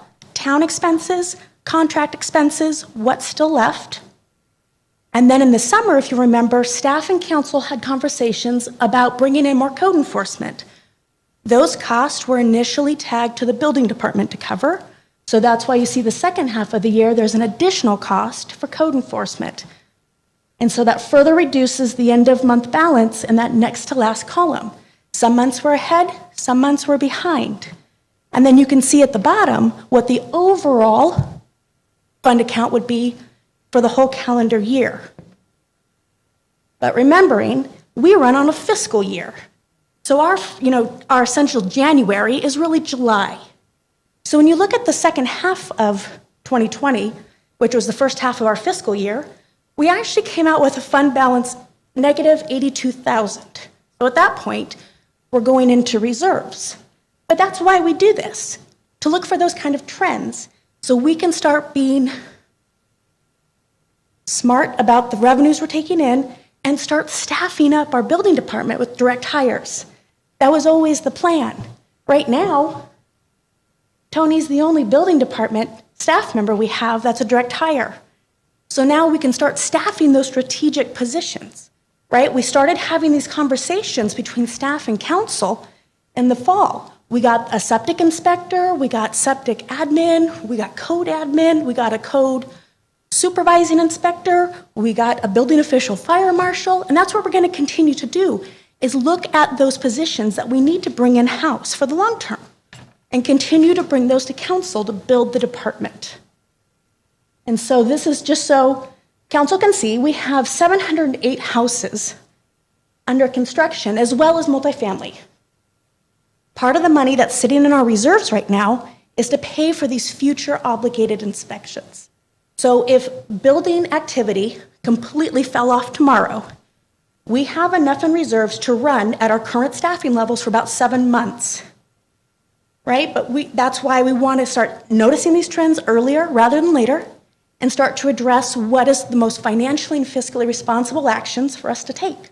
And that's why we're coming back with these. Let's start with these part-time and hourly building inspections and work up from there. See what's out there, build up finally full-time inspectors that are direct hires like we had pre-fire. We have to be able to stand on our own at some point in the future. And we're 2 years in to a 4-year contract. So it's a good time to start taking a metric of where we're at. And that's why we're bringing this to you tonight. Do you have any questions about this slide? I'm more than happy to answer. Susan, on the Yes, sir. 700 inspections left to do, Yes, sir. so if the contract ended right now, we'd owe Four Leaf that amount. No, we would have to use, if the contract ended right now, we don't owe them for the inspections unless we brought them back to complete the inspections. Okay. Otherwise, we'd have to hire somebody to do it. Let me rephrase it. Yes, then. sir. So we didn't give them any future work, but Yes. they completed those 700 inspections. What would the dollar amount be on those 700 inspections? Right now, those, between the inspections that we still have out in front of us, it's an obligation of about 3.5 million. And we started the fiscal year with 2.6 million in our reserves. So, a couple questions. Yes. Is Four Leaf now giving you reports that you can go back to and go, this is how many hours they did here, this is... Oh, we get those every month as part of the billing. We know exactly every employee, every day they worked, every hour well, it's always 8-hour days, but we know which days they worked. So it's always 8-hour days, but if they don't have enough work for 8 hours, you can send them home? No, this contract's not an on-call contract like that. It's full-time staffing. No, That's good to but know. I'm sorry, but I know And from again, talking. you're interrupting me. Okay, we'll ask the question about the 4-hour increments. Okay. What's the question? So just to finish up on that. Yes. So these are, it's almost a little backwards for me because I know that we're trying to get full staff, but we're asking for half for part-time people. So in your calculations here, which thank you for the reports, there is no, I mean, I'm assuming we're going to have to pay workman's comp, but is there any medical attached? Is there any There's prorated, insurance? correct. You get prorated benefits, which are worked into these costs. That's our total overhead, so we get those numbers from finance. But there are prorated benefits for part-time. Okay, so the number that you have here for your part-time person, those numbers are figured into their their hourly wages? Correct. We get the Okay, got fully it. burdened amount given to us from finance. Okay, because I was looking at the hourly rate and I was like, Correct. okay, thank you. Go ahead. Yes, So sir. it's my understanding that the contract is available, like if you only want to schedule a four-leaf inspector for morning inspections, they'll do that. It's not just 8 hours a day. It's also my understanding that with them comes we don't pay for vehicles, vehicle maintenance, vehicle insurance, gas We do. for them. Yeah, It's we built do. into their rate. Nope, we get charged a separate mileage charge, 60 cents a mile for every inspector. Okay. So the only thing that we pay for with a town employee would be the car. We provide a. Right, so we have cars already that have been No, paid I off. know, Oh, but I'm the cars sorry. are an expense. The cars cost us money. So Absolutely. It's a real number. The question I had last time that we looked at this was, what is the plan? I mean, Mm-hmm. what I know is that Four Leaf was brought in, we had the money wherever we got it. Yeah. We brought them in to create a plan and to help us out. You guys, I think, are getting 20 submittals a day of plans roughly, something like that. I know when and going back to what the former councilwoman said, Councilwoman Schuster, about, in one of the meetings I had with her. Gee, in the old days, we had about eight homes a year. We're getting 20 sets of plans a week. This is going to go on for a while. And so remember when we used to have my inspector also did plan check. I know when they send a plan off-site, we're paying a flat fee for that plan to be checked, but there may be 7 or 8 people that are involved in that plan checking. And what's been really good for our community is that we've had a quick turnaround. And in pre-fire days, we did not have quick turnarounds coming out of the building department. And so I understand the necessity to rebuild our staff. And I know we've hired somebody from them already. Jesse got hired. As a permit tech. As a permit tech, okay. So, well, that's great. That's part of our deal, But I mean, that's my concern. I just want to see a plan because what I know is we have something working right now, and apparently we have the money for it. Or, I can show numbers to show you when we're going to go broke. The whole town is going to go broke at some point, maybe. I don't think so. No, we're not. Well, you can make numbers Please say don't whatever you say want. that, okay? because Well, you can people make, take you know you what? at your But word. you know what? You can make numbers say whatever you want, and that's a fact, But my concern is what's the plan? Because I would hate to see us take something that is working really well for our rebuilding and estimate it. So my question wasn't so much about the numbers. It was about, okay, we're going to bring in 3 part-time people. We're going to continue to have our contract, maybe massage it, alter it, and that's the part I needed to know. Right. So. So when you look at our building inspection run, and we started posting those on the website, by the way, so you're welcome to check it on our building homepage. But you'll see that the majority of our inspections, probably a 2/3, 1/3 split, are in the morning. That's really where we need the extra buffer. Could they provide us a part-time inspector? Yes, but we'd have to work that out ahead of time. Who I have now, they're full-time inspectors. So no, I cannot call them off for census. I'm just going to get billed 8 hours, right? So that's, and I know what they've told you, but I know what the reality is also, because I've worked it with them for 2 years. So is it a possibility? Yes. It still is something that we'd like to look at bringing direct hires, especially for this part-time position, because this will probably be a trend that goes on where we continue to have these heavy morning inspections. That's when a lot of foundation pours happen. So we just get extra requests then.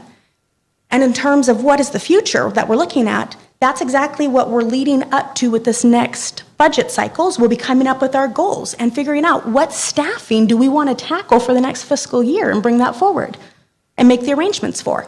We'll see what the interest is for this part-time or hourly, and then maybe we'll look at next year of actually trying to staff a full-time building inspector also. So basically, to boil it down to the bottom is that you guys feel you can do a better job for less money with these 2 part-time people, bringing them underneath the town versus trying to go out to Four Leaf to fill these positions that you need. And it have the flexibility that you need to get the It's everything done. part of the equation. The big part is that we're never going to be able to stand alone as our own building division if we don't start staffing building employees.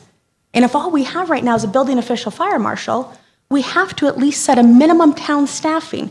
Do I think that we'll be away from contract services at the end of this? Absolutely not. But it doesn't have to be at the level it was when we started. We want to prepare ourselves, position ourselves, so when the day comes, is it 10 years in the future? Is it 15 years in the future? When we're only town staff again, we have to have town employees, and we have to start now. You're at getting asking them for in. 2 part-time people, which are probably going to be retired annuitants. I could be wrong. There could be some new people in the field too, So yeah. does that really fulfill what we're doing? But I do see in the short run, you know, I can see where we're saving money by doing this. You also have a flexibility issue that you need to get these permits done, so I totally get it. It's funding, but it's also long-term stability of the division. Well, I'll say that I agree that 4-leaf, it works. It has worked to get us to where we're at. It's not sustainable going forward. And we need to make this move. From someone that's out in the field, that deals with them day in and day out, I see it and I know it. I mean, you can shake your head, whatever you want, but it's the reality out there.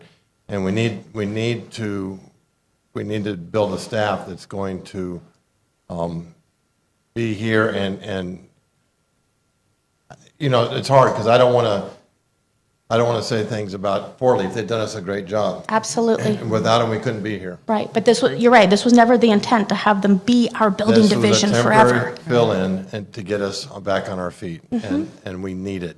Trust me, I could give you stories. Desperately, we need it. So I want to say thank you for the research and the analysis that's in this. That's exactly what I was looking for last month. You've answered all of my questions. Okay. And I agree with you that we need to move in this direction. We need to have a balance going forward so that once our town is rebuilt and we're back to having 20 permits a year, Right. we have some people on staff who can handle that, because at that point, you're not going to want to use a consultant. So I thank you. I think you did a great job. Yeah, To ad- thanks for giving us the Thank information you. we needed. Just to address something that you'd said, Woody, is that right now, this is just about inspection. We do like this plan check model and this quick turnaround they're providing. And so we're not looking at that right now. And you guys answered the question I had for Tony last time. You answered that, and I appreciate that. It was mostly about, I'm not a numbers guy so much. Oh, yeah. But, you know, I do know that, you know, what's going on now and the amount of permit, you know, the amount of staff we're going to need now. Yes. If we replaced the consultants or the contract laborers with our own staff, I don't want to say that, one of the financial obligations of a town employee is that once the building settles down to 20 permits a year or something. Yes. Now I have an employee that I have to keep working and pay, you know. You're right. You know, once you hire somebody in a government position, yeah, they're kind of there for You're life, stuck with them. unless they leave. Yeah, you know, you've been here since, yeah, I remember. But, so, I mean, that was one of my Yeah. concerns Oh, as yeah. far as, you know, Like the this idea balance of Jody's having our talking own about, yeah. staff, you know, we used to have a staff of 3 or something like that, you know. Even to have that would be fantastic. Yeah, yeah. So you answered my question, which was Okay. mostly, you throwing that at me, was about what the plan was, and I Okay. appreciate that, because I just don't, you know, we're getting a lot of houses built, and it's Amen. really working well. So, thank you. Thank you. I would like to get a Do you want me hard to- copy of Yes. this. I was kind of hoping to have it before. Yes. So if I could get that, I'd appreciate it. Will do. Thank you. Thank you. What's wrong? Nothing. Okay. Never mind. Is this a good time for you to ask me your other question? Yes, if you don't mind. Okay. So when people come in to do a plan check, are you also checking for CC&Rs in that area? We are not. We actually don't have access to CC&Rs. We have no way to check if a subdivision has them or not because they're not recorded with us. That's really interesting, because I have now had a couple people come to me, and somebody had bought a property in their subdivision, and they were going to put up a modular, and the CC&R said, no modulars. And I've heard so that. we now have a citizens patrolling their area who are saying, okay, you can't put a modular there. And they That's would what have to they're take- supposed to do. That's exactly right, and they're supposed to take them to court, and that's the thing that the neighbors do. The If there's a CCNRs are enforceable by the homeowners association in that area. I was just asking the question. Yeah, If the they- town has nothing That's the way to it do with works. it. Okay. Though we've had some proactive HOA members who have reached out to us and got on our biweekly list of permits so they can keep track of any permits that pop up in their neighborhood so they can reach out to those owners and just make sure, because there's things like 3-car garages, minimum square Yeah, footages. and they signed off on that when they bought the property. I mean, it's not like this is all news to them. They just didn't read their paperwork, so. They're CCNRs, yeah. Right. It was just a question, because it's like two different neighborhoods, people come to me and go, there, you bought this, and they were gonna do this, and we had to stop them, and I went, okay, that could be confrontational. Okay. Folks, I would just point out that if the town wanted to Come on up to the mic, no one can hear you. I don't think we want to Thank you, do Susan. so. Sans mask. If the town wanted to do so on its applications, it could have just a checkbox for applicants to fill out, are there CCNRs? And you could get that information pretty simply and perhaps eliminate What would some we do neighbor with that fights. then? I'm sorry? What would we do with that? Well, you would at least know there are, and then you could determine whether you want to get into a situation. If right on the CCNRs it says there's no mod, yes, so you don't want to go there, that's fine. I'm just No. pointing out that you could perhaps screen things out early on if you wanted to have that application. Yeah, from what I hear, the ones that have them are enforcing them themselves. Yeah. And that is the mechanism. You don't want to Right. get drawn into a fight about it. And what I've heard from other cities, they don't get involved with CCNRs either. Yeah. So, Certainly But not then enforcing you're them. forcing the people in the neighborhood to do their own enforcement.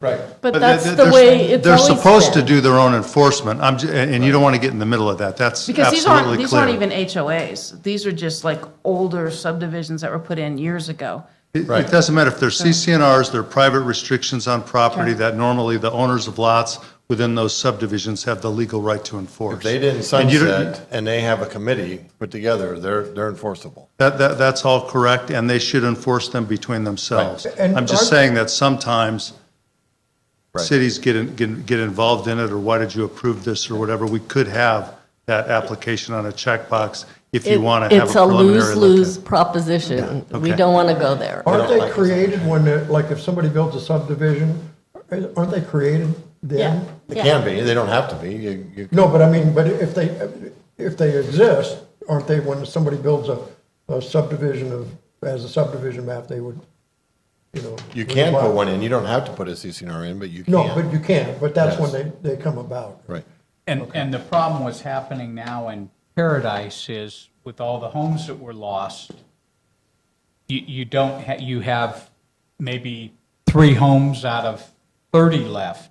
And so the 3 homes, if they want to enforce those CCNRs, they're kind of like the Lone Ranger because everybody else is gone. Yeah, so they can, huh? We're kind of getting off the subject here. So, anyway. Okay, I'll move approval. Any cards, Tina? Cards. Oh, I jumped I the have no gun. cards on this item. Then I'll move approval of this item. 6A. I'll second. Motion by Culleton, seconded by Bolin. Roll call vote, Councilmember Bolin. Aye. Councilmember Culleton. Aye. Vice Mayor Jones. Aye. Councilmember Tryon. Aye. And Mayor Crowder. Thank you. Aye. Thank you, guys.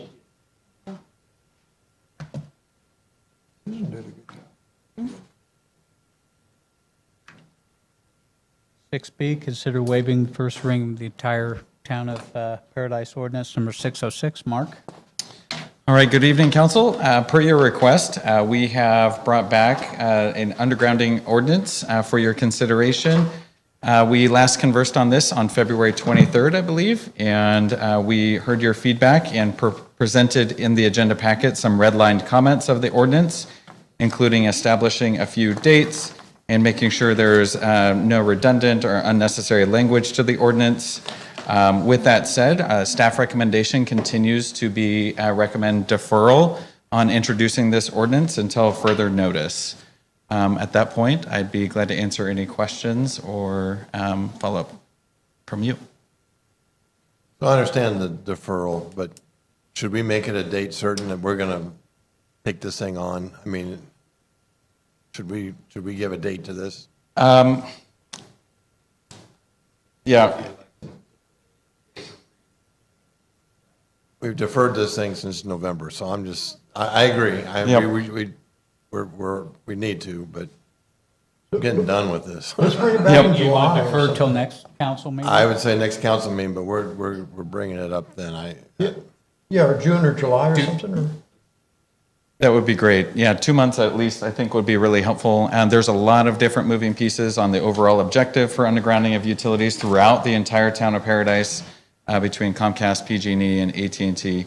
And so with that, there's a lot of different pieces that are expected to develop over the next couple of months, including we're hearing about a broadband feasibility study later tonight, other developments with the CPUC complaint and mediation. At this point, staff's recommendation to hold off on further action on this ordinance before you. So that'd be May 11th. Yep, I think we can work with that. I certainly would appreciate the most time through the end of this fiscal year would And be. I want to give you time. I'm not trying to pressure you. I know, yep. But if I'm looking at the broader picture of all of the different factors, I think June would be much appreciated. You're killing me. What would happen if we brought back in May? Well, we'd have to. Yeah, I get the same thing, and then you guys get mad at me for asking more time, Yeah, so. we'd have to table it again. Do we table this, or do we just, what do we do? We can continue to provide updates We'll and. continue it to a date certain? Yeah. Well, then I would suggest we continue it to June, the June meeting. I know that's killing you, Greg. Can I ask that if these moving parts come together before June, you bring it back before then? Absolutely. Yeah, I think yeah. that's a great, That'll work. yeah, June 8th is the date. okay, June 8th. great. I'd be glad to answer any further questions, but I understand there's probably public comment. So is that a motion? That is a motion. Now, hey, we have. Can I do that? We have Oh. cards. You could make a motion to continue updates and bring back to the June 8th meeting. Is that what you're asking for? But we do have public comment that we need to hear first. Yes, yes. Have a request? To dial for you? Who is the request? It is Alice Perez from AT&T. Has requested. Okay.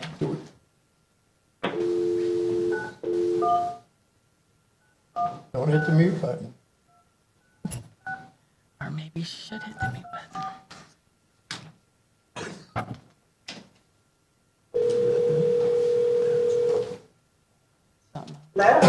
Hi, Alice. This is Dina from the town of Paradise. You're on speakerphone with the council.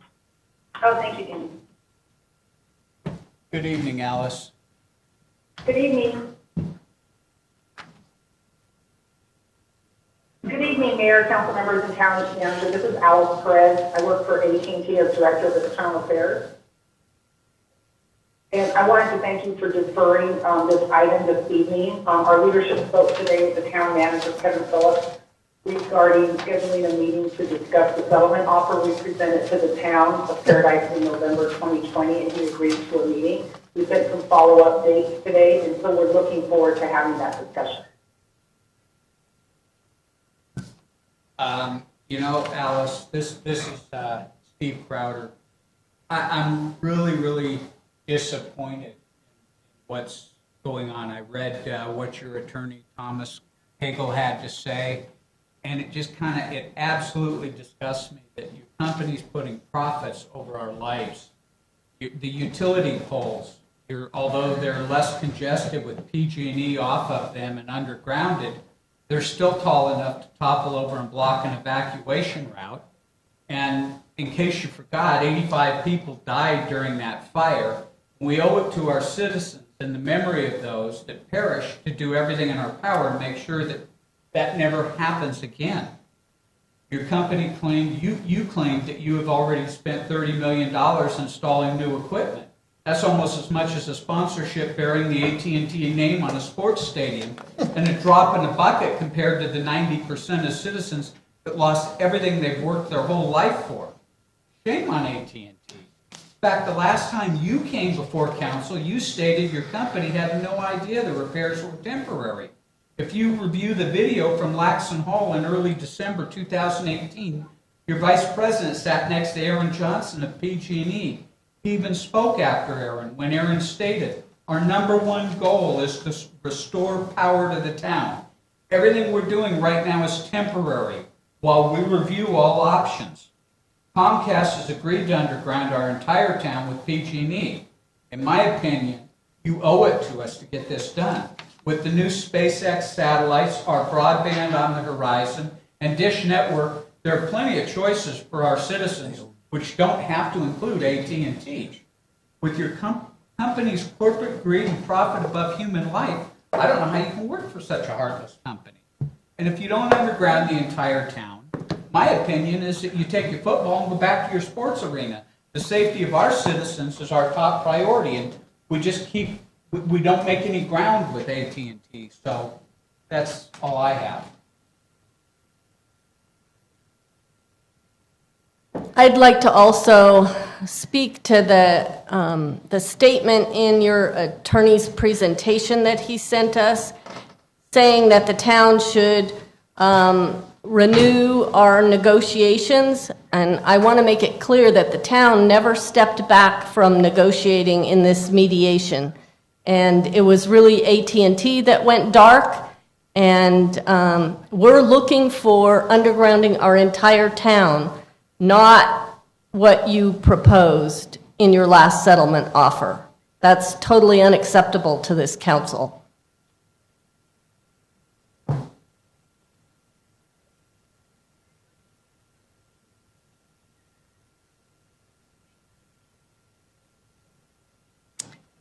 We can't hear. We can't hear you. Do you need to put a mic up to the phone? Hang on a second, Ellsworth. We can't hear you. Are you there, Alice? Yeah, I'm just listening to the comment. Oh, there's something in the background. Sounded like you were talking. At this Yeah, point, it's the comments being made, that's the background. should we just go ahead and defer the item? Do we need a motion to do that? I think, yes. I'll make a motion that we defer till June, the June regularly scheduled council meeting, unless all of the moving parts come together before that, and then staff will bring it back sooner. Cooking my grits. I mean, that's a long time, and I'm not happy with the fact that we're waiting that long. If that's what it takes, I'm okay with it. I'll second it, but that's. Let's move it to May then. I know, you'll bring it up if it's, I'll second the June 8th, I'll second it. I'm just telling you, my grits are cooked. Yes, they are. Okay, so the motion is to defer until the June town council meeting unless all the moving parts come together and staff will bring the item back sooner. Okay, motion by Jones, seconded by Bolin. Councilmember Bolin? Aye. Councilmember Culleton?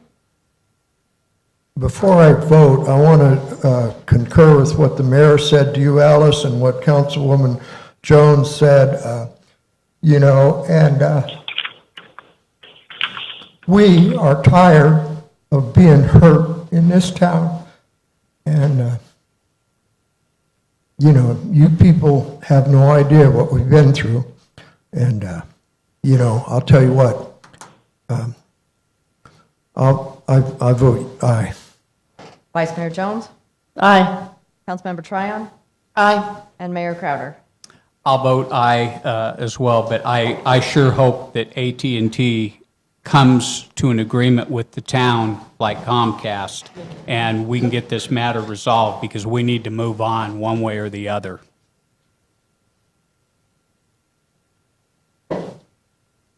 Okay. Aye. All right, thank you. Can you hear me now? Good job. I think she hung up the phone. Is it? Just, I hung it up.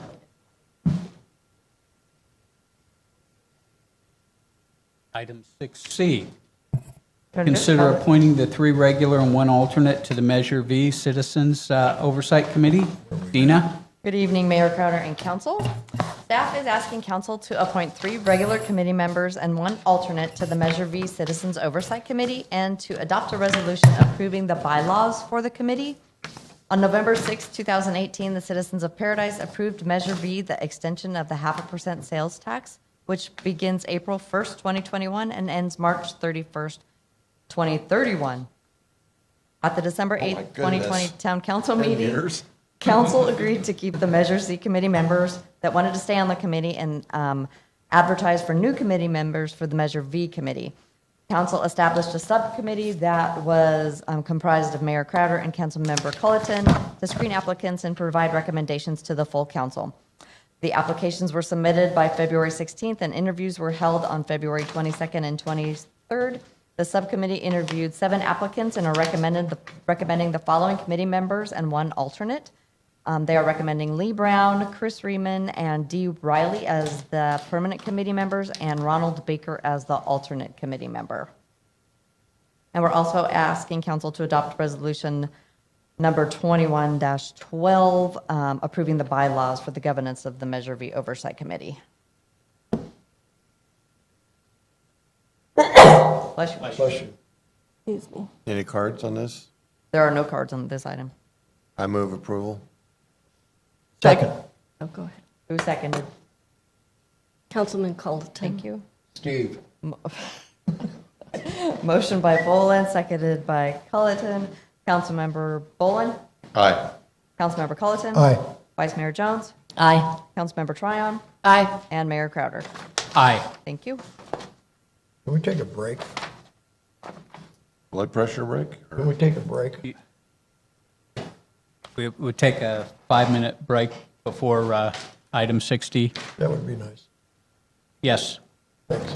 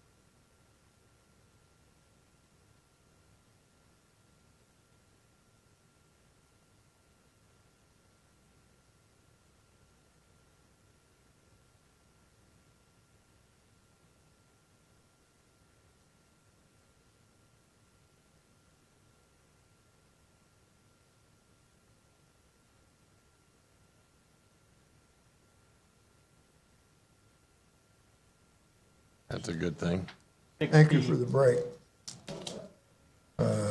6D, Yes. so, Hey, before we go further, thank you too for doing the interviews. Appreciate that. I know that's a lot of time, so thank you for doing that. oh, that's this thing here.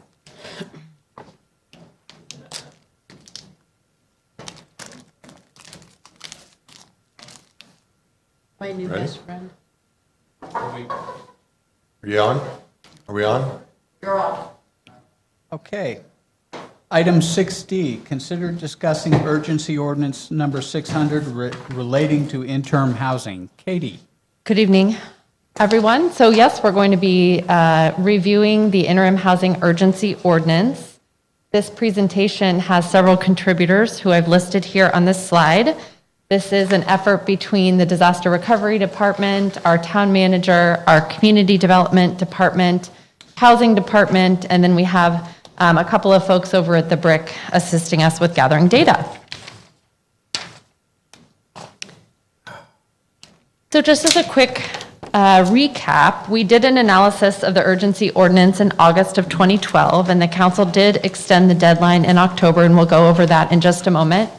But just really looking at the rebuild puzzle and making sure we're understanding the pieces, we have a quick review here. Looking at settlement and insurance funds, time for prepping the lot for rebuilding, construction materials and labor supply, COVID impacts. And temporary housing, which is sort of what we're addressing tonight, is oftentimes some distance away from permanent housing because of a time and financial gap. The current ordinance is set to expire as it is in June 30th of this year, but can be extended to December 31st of this year if alternative thresholds are met. Evidence of alternative thresholds include a permit application, permit issuance, contract with a designer, contractor, manufactured home dealer, or working with the town or state regarding a housing program. So those are the alternative thresholds that will be required after, on July 1st forward through the end of this calendar year with the urgency ordinance as it stands today. The ordinance was extended for a couple of reasons. New direct assistance grant funds were expected to be available from the state sometime in the early part of 2021 to assist residential rebuilds, particularly with unmet need financing. 2021 was expected to ease COVID-related impacts to construction materials and jobs. PG&E payouts were expected to be paid during 2021. Hazard trees were supposed to have been removed. We can all, have a chuckle about that by the state. And more multifamily housing was expected to be available for rent, and those are still coming online. Just checking in on the 2020 assumptions, we know that the PG&E settlements sort of anecdotally are starting to come in, first payouts. CDBG DROOR funding, this is owner-occupied reconstruction funding, is still not out. The state or HCD has yet to release the survey, which will be the first step in applying for OOR funds. We're still waiting on those. COVID impacts on personal finances and building materials really still continue. We know hazardous tree removal is ongoing. And just as an additional note for contextual, information on Butte County, they have requested a 6-month extension on FEMA individual assistance, which is currently set to expire in May of this year. So the team, as I mentioned at the top of the presentation, looked at temporary use permits really by the numbers to give you a summary. We have 607 total temporary use permits issued as of February 2021. That's the end of the month. 35 are for stored RVs only. These are unoccupied. 572 for occupied RVs. Roughly 80 more temporary use permits have been pulled since we started evaluating this ordinance in August of 2020. About 4% of those with temporary use permits have a building permit, 20% have a building permit issued, and 14% or 84 have a certificate of occupancy issued. Of the 607 temporary use permits issued, 207 of those are in compliance with pre-fire RV regulations and will not be impacted by the end of the urgency ordinance. So these are temporary use permits for folks who have a certificate of occupancy or a building permit issued. Note, RVs are allowed to remain occupied for up to 30 days after their certificate of occupancy is issued and then may be stored on the property once the home is occupied. 38% of the 607 are in the rebuild process, and we know that because they applied for a building permit, they've had it issued or they've rebuilt, and will be in compliance until December 31st. So 38% have essentially met the alternative thresholds, and those are good in place as they are through the end of this calendar year. Who we're really focusing on with this presentation are the additional 379 or 62% who would need to meet the alternative thresholds by the middle of this year to be in compliance with the urgency ordinance through the end of the calendar year.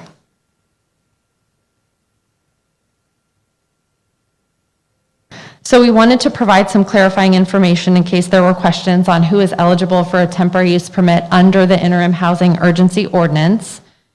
The town is issuing temporary use permits to people who do not own the property now if they show proof of displacement from the campfire burn area, have the property owner's authorization, and all other conditions of the temporary use permit are met.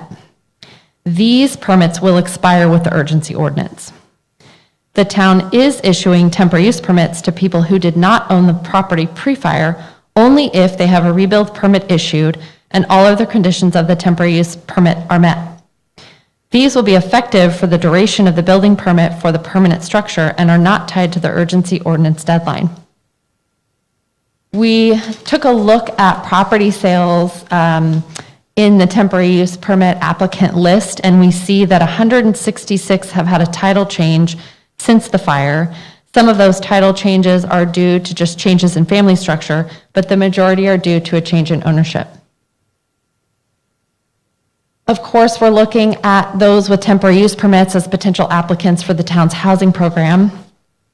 As of this point, those who have a temporary use permit, let me change my 17 temporary use permit recipients have submitted an application for the town's housing program. We have some interest from others, but no other applications have come in. Of the 379 that we talked about with no evident rebuild plans, 263 own the property pre-fire and would potentially qualify for the town's housing program. The town's housing representatives, who have been very proactive to date, especially with those with temporary use permits, plan to send out program brochures on the town's housing programs to everybody with a temporary use permit who does not have a building permit, who does not have a certificate of occupancy met. So we know that those who have permits applied or even issued may still have a financial gap. And so they're reaching out to those even in the rebuild process to make sure they're aware of the town's housing programs. On the CDBG DROOR funds, so these are owner-occupied funds for property owners who have a financial gap. There is a pool of just over 205 million, but this pool is open to those impacted by the fires around the time the Camp Fire occurred. So this includes survivors of the Woolsey fire, the Camp Fire, et cetera. What's OOR? Oh, owner occupied reconstruction. Yes, sorry about that. Acronym's going to kill me. Yes, CDBGDR, that's OOR. So owner-occupied reconstruction funds of up to $200,000 per applicant could potentially be available to folks in the rebuild process if they're trying to build back on the property that they owned. HCD tells us that these funds will be prioritized toward applicants with a low income level. So this is less than 80% of the area median income throughout the affected counties. And so though we know these funds are making their way toward Butte County, they are not here yet. We heard from HCD today that they're planning to release the surveys for 2017 and 2018 OOR funds. But the surveys, as I mentioned, are just the first step. And then the person has their name essentially into HCD, and then they have to apply for those funds. So we're tracking that very closely. We're having regular meetings with HCD on the CDBG DR funds, not only for owner-occupied reconstruction, but for multifamily housing funds and for infrastructure funding. Can I ask you a question, Katie? Yes. How many RVs are there in town that do not have permits? So Tony Lindsay, my colleague from the Community Development Department, is going to be talking at the end of my presentation about those unpermitted RVs. Thank you. And hopefully Tony's here. Yes, he is. Excellent. He's leaving. No. Okay, no problem. Okay, so just quick summary, and we want to make sure we're bringing council information on how those with temporary use permits are sort of faring with the urgency ordinance regulations to make sure everybody has time to think about it. If there's additional analysis you'd like us to do, we're able to do that and come back in a good amount of time. As I mentioned, last October, the council did extend the urgency ordinance to end midpoint of 2021 with alternative thresholds set, then to end for those with those thresholds met at the end of this calendar year. So what we're specifically looking for kind of discussion or direction around are those 379 temporary use permit holders who have not met an alternative threshold to date, potentially because they have a financing gap, knowing that those funds are out there but aren't here yet. And of course, I want to mention for any others who may apply for a temporary use permit, just making sure we're prepared for those at the BRIC. So Tony is here to really address the issues in this slide, but before I conclude, for Tony, are there any other questions you have on the temporary use permit? And then of course I'll be available as we get into discussion after Tony's slide. Only question I have is, we're bringing this up just because we're coming close to that time frame, and you want to know if there's any. Yes, so similar to what we did in 2020, we brought an evaluation of the urgency ordinance temporary use permits to council in August, and the deadline was originally December 31st of 2020. And then that gave the council time to have discussion, and then. Right, at that time, we stopped issuing those permits, correct? So I think Susan can answer that question. I think we're still issuing them. Yes, we are still issuing them. Mm-hmm. Yeah. Yep, go ahead, Kevin. Good evening. So the reason why I asked for this to kind of be brought up on the agenda tonight was for direction, because the assumptions that we made in that August or October meeting really haven't come to fruition. We assumed that these funds, the big bucket of funds, right, that 205 million, was going to be on the streets in January or February, right? And that these people were going to be getting into these programs, and that would give them enough time. We know that it's tough to get information to some of these individuals that are living in these RVs that maybe have these financial gaps. We've heard, people don't have cell phones, people aren't reading the internet, people aren't getting Facebook, so we know there's going to be a time period that we're going to have to get these funds out available to them. And these are what these funds are really set up to do, is to be helping those select individuals who have those financing gaps that cannot afford to rebuild on their property. So we haven't contacted all of them at this point? Because right now we have 17 signed up. No, so that program is Kate's program. Those are like some of the low interest loans. Those are some of the CDBG dollars that are now. This is a complete different bucket that has not been released. So That's the one that's on its way. That's the one that's on the way that we thought was going to be here already, that is not. And that's why that June 30 deadline was set, because we thought that would give us almost at least 5 to 6 months to get that money out to those individuals. It's not even available yet to even get them signed up. So that's why we're bringing it back now, because we want council direction on how they want to see that alternative threshold set, what's open to them based on obviously some more information that will be coming, and so that we can bring back an ordinance that meets that objective.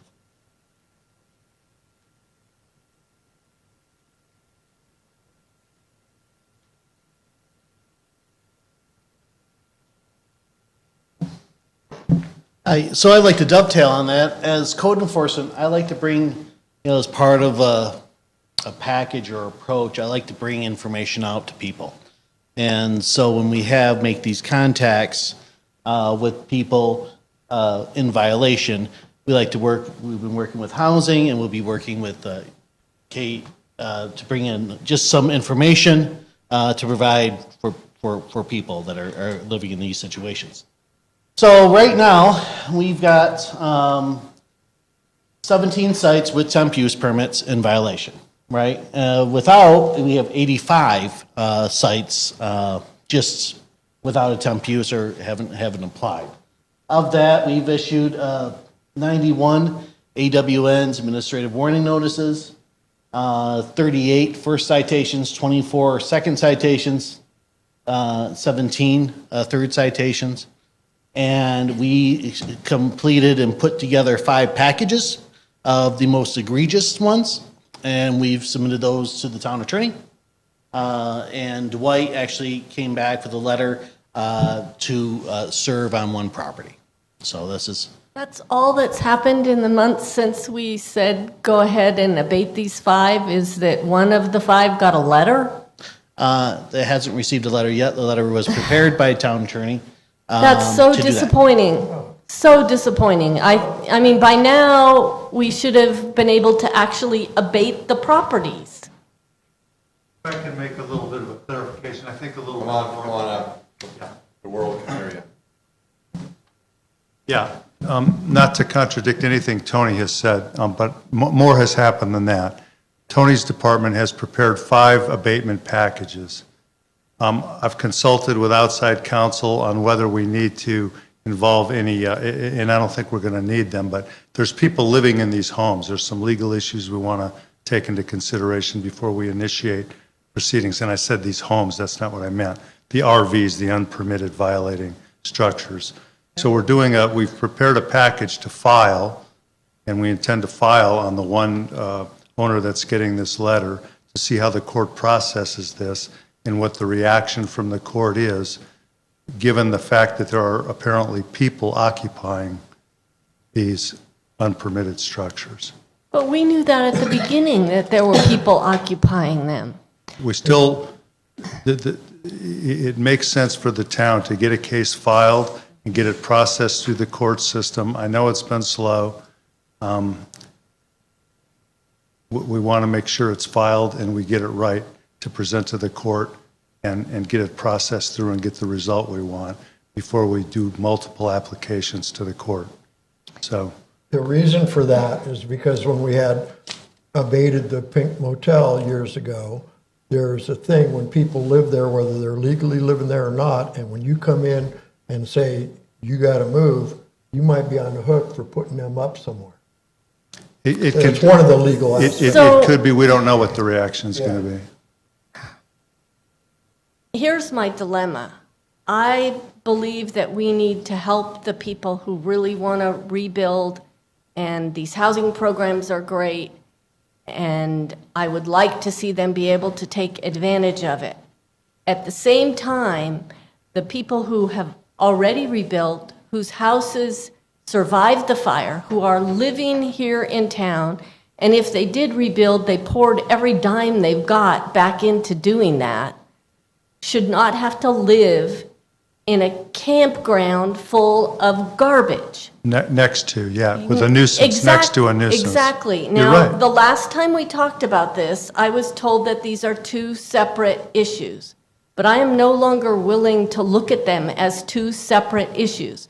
If we cannot actually enforce our existing ordinance, which says you have to have a temporary use permit, and if you don't, they shouldn't be here, and we can't seem to do anything about that, and we can't get them to clean up anything that's in violation, to me, they're tied together. If we can't clean up the mess, we can't move forward with the people who want to rebuild. And make it attractive We for have them to to do rebuild. both at the same time. And if we can't even abate the 5 that the council said, go make these better, I don't see how we could vote to extend this. They're tied together, and I want to see some progress in the code enforcement and the violations before I'm willing to say, okay, we're going to extend this. Well, we can't, we're not ready to conclude that we can't debate them yet because we haven't filed an abatement proceeding yet. We are ready to file one, and we have 4 packages ready that we've assessed that said, okay, there's sufficient information here to file. We can So when you tighten them up. file them, then how much time is there before we can actually clean up those sites? Is that another 6 months? And in the meantime, you want me to vote to extend this? That's not going to happen. You're only one vote.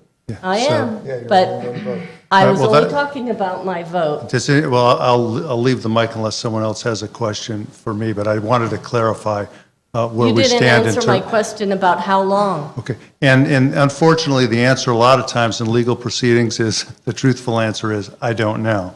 But we'll get the application filed, and depending on the amount of resistance we get, I would estimate, 30, 45. First of all, there's a notice, and then they're going to either respond properly or not respond properly to the notice.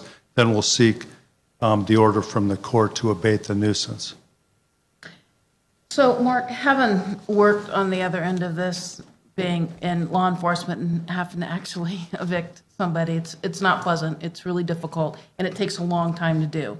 So if I'm hearing you correctly, you have 4 packages ready to go, but you want to submit this one as a test case just to see how the court's going to react. Correct, And that way except you'll there's know how- 5. We have 5. We have 5, but the first packages, one you yes. want to set just so that you have a game plan going forward, which I kind of agree with. If you send all 4 of them there and they're going to kick them all back for the same reason, then pretty soon the court's going to get pretty frustrated with you.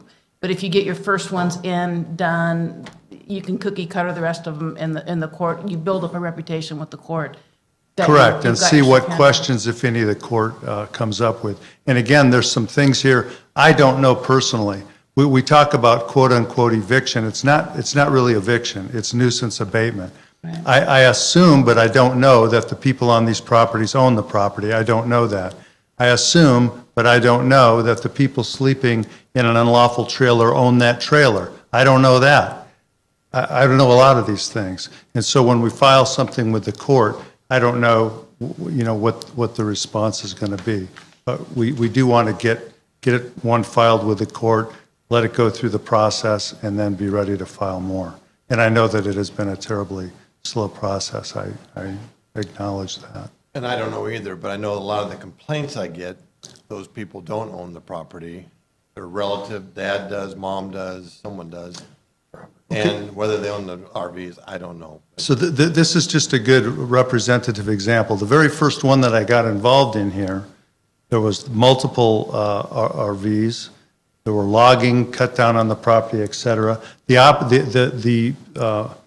offending party, if you will, on the property did not own the property. We learned that. We got into touch with the property owner who was out of state. That owner, in total good faith, cooperated with us and pushed the relative who was staying on the property out, and even offered to give the police department a form with his permission to get the property out, or to get the offending party out. Anyway, we did get the party out, avoiding the abatement process, which was a good result. Good. But I can't say that on even the one that we're going to file right now, let alone the other 4 that we have ready to follow, what all those nuances are about who owns it and who's on the property and who's not on the property and who owns what. I don't know. Are these all permitted that or not? Unpermitted. Okay. Tony, correct me if I'm wrong. They're all in violation, and they're all the messier of the offending And situations. unfortunately, I mean, I get a lot of complaints too, and all of them are kind of lumped together on RVs, and it shouldn't be. If you're living next to one that's moving forward, that's got garbage services keeping it up, I don't think that's where the people's problem is. The problem's coming where they're unpermitted, there's garbage everywhere, they've got dogs running, biting people, they may not even have a right to be there. Yeah, it's a nightmare, yeah. And these are the ones that need to go away. Understandably, yes. And, you know, I thought a couple months ago, we had talked about, you came in with 2 or 3, and, I mean, they were pretty bad looking. They were a fire hazard and everything else. And then that kind of stopped. So, There's no doubt it's taken some time to get the packages together, and we're ready to send out the notices now. The Yeah, but I point kinda- taken. It's just, it's taken, I mean, we're getting complaints from new homeowners, standing homeowners. And again, if you get the ones that are causing the problems out, I think it's going to take the pressure off of everybody, including the ones that are trying to rebuild their life. And again, we need to help the ones that need help, but the ones that are not complying, have garbage everywhere, creating fire safety, health, we need to do something. And I'll tell you, there are people waiting to see what we're going to do, whether they want to come back or not. So. Yeah, understandable. Or stay. Yeah. Then they need to get So we need to give concurrence or direction? I'll step back, and unless someone has, I don't know. Well, I don't have any it's questions. you were probably around it. When we got rid of the Pink Motel and abated, I mean, you know, it's a tough thing. And what they're telling us, and I understand the frustration that, I mean, I don't share all of your views, but I understand the people that are complaining.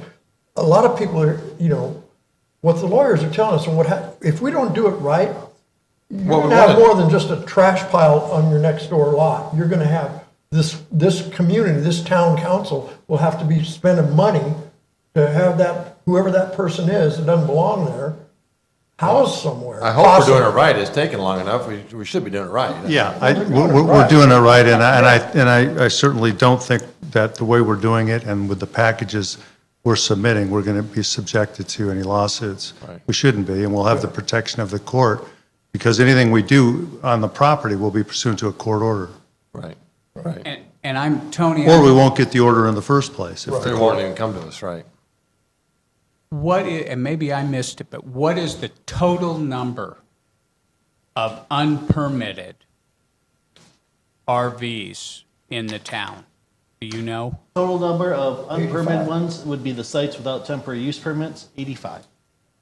Out of 300 and some? That's it? That are in violation. Aren't they all in violation if they don't have a temporary use permit? They're in violation because they don't have a permit. Might want to get the mic. We have not gone around town and counted every RV in town. The code enforcement is a complaint-driven item.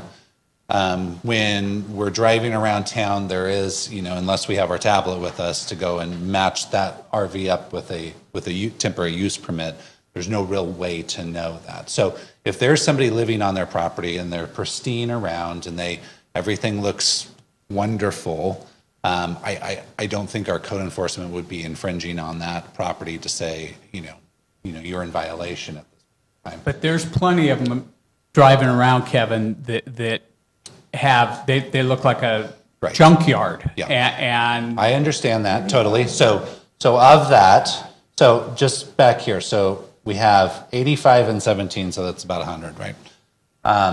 Of that, 17 are in violation with some code enforcement violation with the ones with permits. The other 85 are definitely ones that do not have permits. Those people need to move forward with something, meaning either get a permit or, Jody said, is, you know, they need to move on, right? It's easier said than done, as we are seeing right here.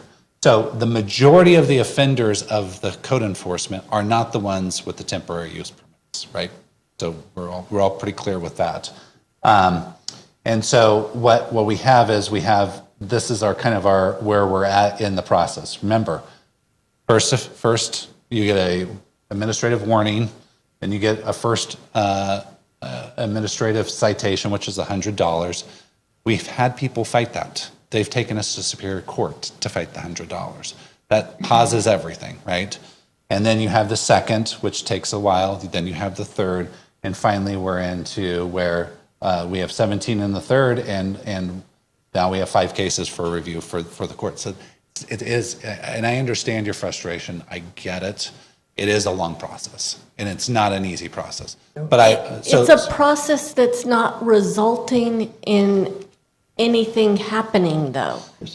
So I can't remember the first time we talked about this, but we've had it on the agenda a number of times. We hired additional code enforcement officers. The statistics are about the same. And the ones that I am personally aware of, if you look at the site, there's no difference. We spent all that money on additional code enforcement officers, and I actually see no improvement in the situation, and that's what's so frustrating. Yeah, and I understand that. So, and I get where you're making this connection. What I'm trying to do is try to understand that there is a slight connection, but it kind of overlaps a little bit. So this program is to help the ones with the permits issued, right, that own their property pre-fire, that having financial difficulty, right? So HCD under that program, and we all know where the state of California is with their trying to stop homelessness, right? Project Room Key, there's a lot of programs out there to try to stop this. HCD is very involved in that. And so we don't want, as an organization, to look like by us not allowing these programs to come out, to allow these individuals to be part of it and creating homelessness because we're not allowing them to stay on their property. That would not look good on the town's ongoing funding. There's no other city in the entire state I that agree. allows camping anywhere in their jurisdiction. The only city in the entire state that got burned down. Okay. Right out loud, man. Okay, Have so some compassion. I'm just presenting the facts, okay? So, and I understand your frustration. So 17 of those 200 or 300 and some individuals, 17 are in violation, right? So those are the individuals that we're trying to work with. We're trying to get them to clean up. We're trying to get them up to that. On stripping that away from that temporary use permit is these other 85 that we have code enforcement, and that's what Tony's, I told him, first, I saw him in Chico actually and said, code enforcement is going to be your thing coming on, is to really focus on that. That's that 85 there. That's stripping away from this topic that we're talking about tonight, okay? So 17, 85, okay? So I think just to kind of pull it apart a little bit, that's where I'm looking for the direction from the council on that. And so what we're looking for is, and we're open to suggestion. We're open to ideas. Think outside the box. Let's be creative with this. If there's, you don't want to issue any more temporary use permits, but give these individuals time to get set up in this program, fine. If you want to strip away the requirements and just dead end on December 31st, fine. If you want to hold it firm, it's going to be a tight window for us to get these people involved and get this funding into them. But that's the edict. This funding's on a slope. Excuse me. It's okay. I'm not choked up. I'm choked up. It's on a slow boat from China or something. I mean, this money, HCD wants to help, the homeless situation, but we're not getting the funding, right? It's So been, that's a little bit frustrating too, because we can't even get it out there to them. so let me tell you from a staff level, we didn't want to be up here today, right? Because we knew this was a hot topic when we brought it up before, right? We didn't want to be up here saying that the funding isn't available at this point in time. This was the last place we wanted to be. We wanted to give the statistics that we got 200 people, $200,000 to rebuild their house, and look at the great work we're doing, right? So we're as frustrated on that as you are, and we know that it's a program. It's got multiple jurisdictions, but the thing to remember is this funding is for 2007 and 8, or just 7 or 8? 17 and 18. But the jurisdictions that are included in that are Napa, Ventura. These jurisdictions don't have a heavy income requirement that they're going to meet. We meet that. These funds are directly for our citizens. We meet the requirements for these funds. And they basically wrote the program to help those citizens. So, Kevin? yes. Yeah. Okay, so a couple things. There are a lot of people that survived the fire that lived here that were renters that don't qualify for these funds. So that's one thing. The other thing is a lot of people that are victims are waiting on PG&E. If the town of Paradise had not gotten their $270 million settlement from PG&E, you wouldn't even be here today. There wouldn't even be a town today. So this government, you wouldn't be making rules and having a code enforcement, writing citations. We got money, so we're alive. The people out here that are trying to survive and trying to come back home, they don't have the money yet. And so we're up here saying, well, we don't care. I'm sorry. I don't think that's who we're talking about, Woody. Yeah, that's what this agenda item is about. You guys are talking about, you have complaints from your neighbors that have houses or didn't burn down, and they're complaining about the trailer next door to them. You know, I know you. They're not, not the same what they're people. complaining about, Woody, is the trash, Yeah, I understand that. is the Yeah, I non-compliance. understand that. And we're also complaining about the signs that are melted from the businesses, and we want to pass some more ordinances let's on stay that. on topic. This is That about doesn't people have in getting money. We got money, so we're up here making rules and doing It things. has nothing to do with this. You know what? I guess it's nice to be really, really wealthy, but the people out there in some of these situations, they want to come back home. They lived here, they got burned out, and they want to come back home. Not about, yeah, we need to do this, but the reality is, the way the law is written, is that you don't get to just go in and throw somebody off a piece of dirt. You've got to follow a bunch of rules that we didn't make, and you don't have to like it, but you got to do it. She's been That very just patient. pisses me off. Pardon my language. Just a couple comments. When I look at what you have done up there, I just want to acknowledge the staff, because I realize that, we have people that are in violation. The first administrative citation takes time, the second administrative citation takes time, the third one does. So I look at that and go, okay, you guys have been doing stuff, you are trying to get these issues resolved. And so thank you for that and your work on that. I think that I see it as two separate issues. I think the people that are in violation, continue to work on them, do what we can, understanding that it takes time. So much of this is out of our staff's control because it relies upon the courts or it relies upon regulations that certain things have to be followed, especially if you're evicting somebody from a residence that they're living in, whether they own it, don't own it, are there illegally, there is still a process legally that you have to follow, as frustrating as it may be. But it seems to me if we have an opportunity to help a resident who wants to come back to Paradise, and if these monies that are out there will help them come back, I think we owe it to them to try to give them that opportunity to do that. Absolutely, And that- 100%. Yeah, I don't think that's, I don't think that's what any That's of not us what I'm are saying. saying. Not at It's- all. It's the ones that aren't complying, that have the police calls, the fire calls, that may not even, the owners of the property may not even know they're living there. And I'm not even saying evict them. I'm saying make them clean their place up. And Yep. Kevin asked for suggestions, so I have a couple of them. I don't think we're using all the tools in our toolbox. Two of the sites that I know about that were turned into code enforcement had structures made out of plywood built over the RV and garbage all around on one of them. Those were turned in almost a year ago now. Those things they built over the RVs are still there, and on both of those sites, they've started building, which I think is great. They're coming back, they're building homes. Why did we give them a building permit without them cleaning up their site? That's a tool in our toolbox that could solve the problem. You want the building permit? Clean up the garbage, we'll give it to you. We don't have that in ordinance. You have We're to have not- an ordinance for that, We're not doing that. but we don't have it.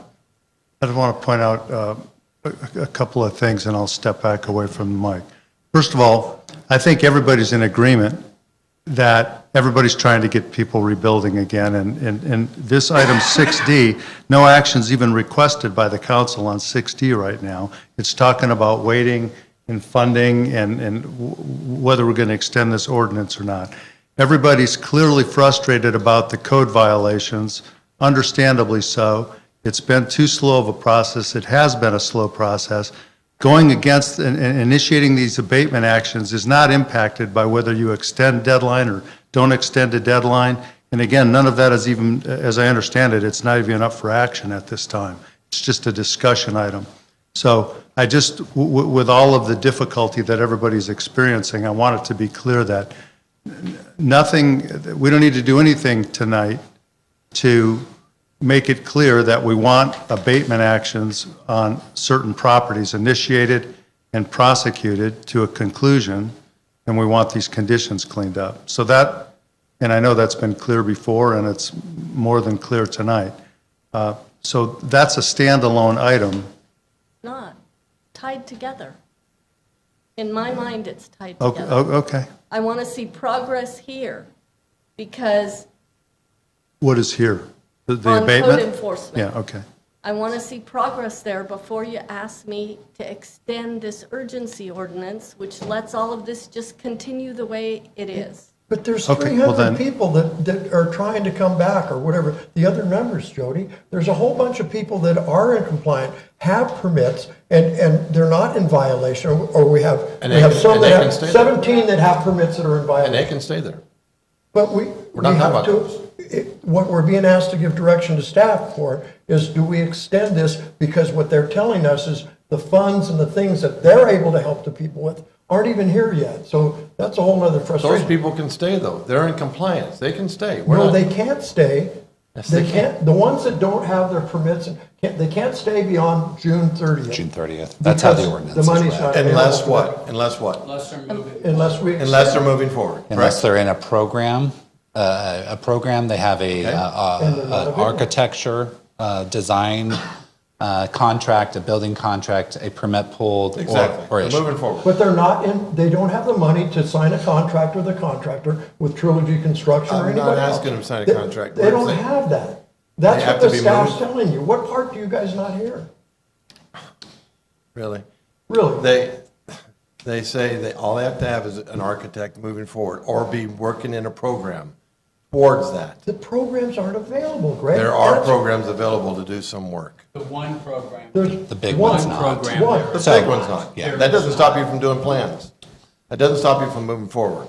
It could if you didn't have the money, though. So I'm going to kind of wrap this kind of back up here, just so I know we've got kind of all kinds of different things. So talking to Katie, sounds like so just to give you an idea, there's a survey that's given to the individual that they have to fill out, that then they return back to HCD. HCD looks at the survey, and then there's an application process that's moved forward, right? So what we've heard is that the survey will be out this week, correct? Yes, that's what. So there is movement with the program moving forward. We can bring back suggestions, listening to council, and maybe kind of bring back some options that are appeasable to council for next council meeting with the surveys that have been out at that point in time. And see how many people have signed up. We can start seeing what the push is to get these out, because remember, this program not only does it give you money to build, it gives you a contractor or a contract manager. It gives you an individual that's going to help you get the plans together. It's going to give you a person that's going to move you through this program, kind of handhold you through this. So there's a lot of options through this program. So we can bring back some suggestions unless there's a consensus. I don't know if there will be to bring back, probably not at this point, with those things in mind. And hopefully, I'm not sure if we're going to get to your code enforcement at that point in time or not, but we'll have some type of additional numbers on this. We'll have another month within that to understand where this is moving forward. Does that sound like a deal? I mean, or Mayor, do you have some suggestions that you would like to see direction given? Well, again, I want to see the people that want to move forward get the help that they need. Yes. And I'm all for that. And I'm kind of feeling the same way that we're kind of losing sight here. My frustration and the ones I want are the unpermitted ones now. And I don't believe that there's only 85 in town that aren't permitted. No, that's not the case. It's 85 that have been visited by code enforcement that have sites. I'd sure like to know how many Okay. we've got in town Rough that estimate? aren't permitted. Yep, we can do that. And again, those are the ones we need to work on, either get in compliance or move on. And if we do that, I think we're going to make everybody happy. Okay. And it just doesn't seem that hard, but it is. And I mean, that's what I'm looking for. Okay, so we is have- get them in compliance or get them on. The ones that are moving forward, if it takes them another year, I really don't care if they're trying to make progress. I know how long it's taking to get stuff done. Yeah. So I think that's what we're saying. So, It's not that we're trying to throw everybody out of town. Yeah, so what I'm going to probably bring back then is a code enforcement agenda item for an update on that, specifically for that, and then we will bring back the urgency ordinance for specific recommendation on that for either an extension based on what we're seeing with the surveys moving out, or if everybody's signed up through the surveys, to allow that survey to be the moving forward mechanism to get them to the end of the December 31st. So when that survey comes out, can we get a copy of it? I'm just curious as to what questions will be on it and what people will be asked. So I'll just say really quickly, absolutely, we'd be happy to share that with you. HCD is doing a lot of advocacy in town, and the town has asked them to have a representative here in town, ideally at the Brick, maybe sitting next to a building resiliency, building advocate. So HCD is very invested in rolling this program out successfully, and they know that agencies like the town have contact information for those living in temporary housing, like the temporary use permit list. And so we're planning to target that list specifically when the surveys roll out. And if they qualify for the, less than 80% AMI, then they're going to be entered into the pool and they'll be invited to apply. So we'll track that very carefully. HCD says they'll share that data with us. So we should be able to monitor that. And as Kevin was saying, of the 379 folks who have no evidence of a rebuild yet, they don't have a building permit applied, they're not in contract on a manufactured home, what have you, 263, I think Kate said, own the property pre-fire, potentially qualifying them for either a town housing program or the OOR funding. So we're kind of narrowing down now to the number of folks who have a temporary use permit, who are living in an RV, who could potentially qualify, who then would be enrolled in a program and would qualify for the alternative thresholds after June 30th. So we'll just monitor that really closely, get data back from HCD, compare it with the information we have, and keep you posted on what those numbers look like. Can we also maybe get some posters at like some of the food banks and things like that? Because I know a lot of people go through there that maybe are probably not in touch with a whole lot of other folks. And that's just another way that maybe we can get it out. We've been having marketing meetings already. We're ready to roll it out. The marketing materials will be coming from HCD because it will have all the links and all of that information available. So we are planning to push this out over the town's channels. The disaster case managers who are working with folks who have FEMA IA or who are living in an RV will have the information. We're doing this whole countywide push because Butte County is the most impacted disaster county for the 2018 funds. So big push is really planned. And as Kevin said, we'll hopefully be able to bring back a status update on how that's impacting our urgency ordinance folks with temporary use permits. Thank you. I think that also you got to be, I understand this program, but there are going to be a lot of people that are in permitted RVs that may not qualify for it because of income or whatever, because they're, and so a lot of those people are waiting on PG&E settlement, whether people believe it's real or ever going to happen. We know it's going to happen someday, but whether it's going to be enough. But so some of those people are going to be impacted by this too. Once they have some money, they're going to be able to go get a survey done or a building permit. I'm thinking, it's not just these government programs that are available, because not everybody that's out there is going to qualify for those. Yeah. Yet those are Paradise residents trying to come back home. Our rebuild advocates did a really great job of reaching out to those with a temporary use permit back in, it was sort of summer into fall, as we brought an analysis to the council. And they asked questions. We developed a survey with RSFs from Cal OES, and they asked questions specifically about what was inhibiting their ability to rebuild. Was it COVID? Was it PG&E? Was it underinsured? Was it, whatever it happened to be? And we were able to kind of take that data and understand what those impacts were. So as we talk about kind of narrowing the pool of those with temporary use permits down to who qualifies for this program, for example, 379 minus 263, those are the folks who wouldn't qualify. So then we'd have another number over there. So there's a lot of work that we can do, especially with the contact information we have to understand the impacts. But I think the biggest opportunity comes from OOR funding, which is really that unmet, the purpose is it follows a couple of years after a disaster as unmet need funding to fill the gaps that have now shaken out after all of the public assistance programs have kind of come and gone. And the same is true for the infrastructure projects that we're looking to fund and all of that. So we'll keep a really close eye on it. And I think, by April of next month, hopefully we'll have some really positive information from HCD. And as the marketing materials come out, you'll really see the town pushing that out to the community. Katie, do you have any idea what the qualifications for that would be? So what we know from HCD is they're looking at low mod income levels, but specifically less than 80% of the area median income. And they were really clear, and I'll just share.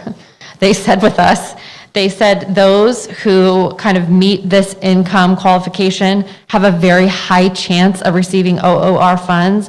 Those who do not meet the qualification have a very low chance of receiving the funds, because the first 4 tiers of applicants in the income brackets that they're looking at are the low mod, and we're specifically looking at the less than 80% AMI.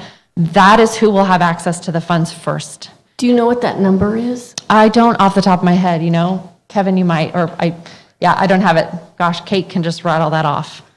Okay, Kevin, you're a finance guy. And these are 2018 funds. These are, so yes, because the disasters happened kind of back to back, they're rolling out the 17 and 18 funds together. 3 and 4-year-old dollars Yep. coming. Yep, This that's is on a right. slow boat, I'll tell you. Yes, but I have to say HCD has been really advocating for the town, and we're hoping to share good news on some other funding that we're hoping to bring with CDBG-TR, so. Cool. Yep. So I think I have direction. We'll bring back some recommendations. We'll see what the program has moving forward. We'll bring those stats forward and bring a couple recommendations for the council on that urgency ordinance that hopefully will be palatable. Any other questions? All right, thank you.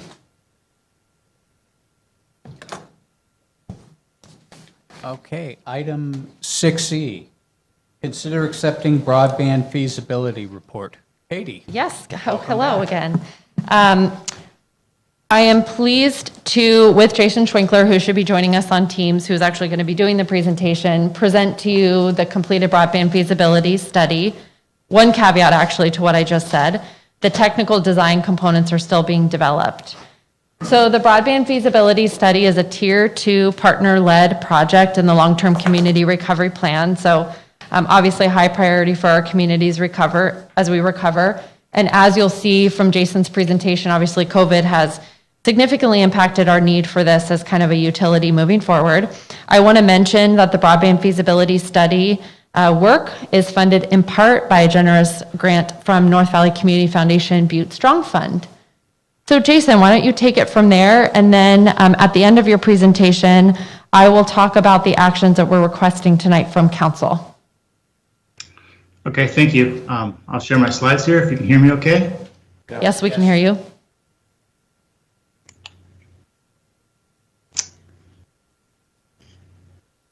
All right. Well, good evening, Mayor, council members, and town staff. Thank you for having me. I'm Jason Schwinkler, Executive Director of the North State Planning and Development Collective at Chico State.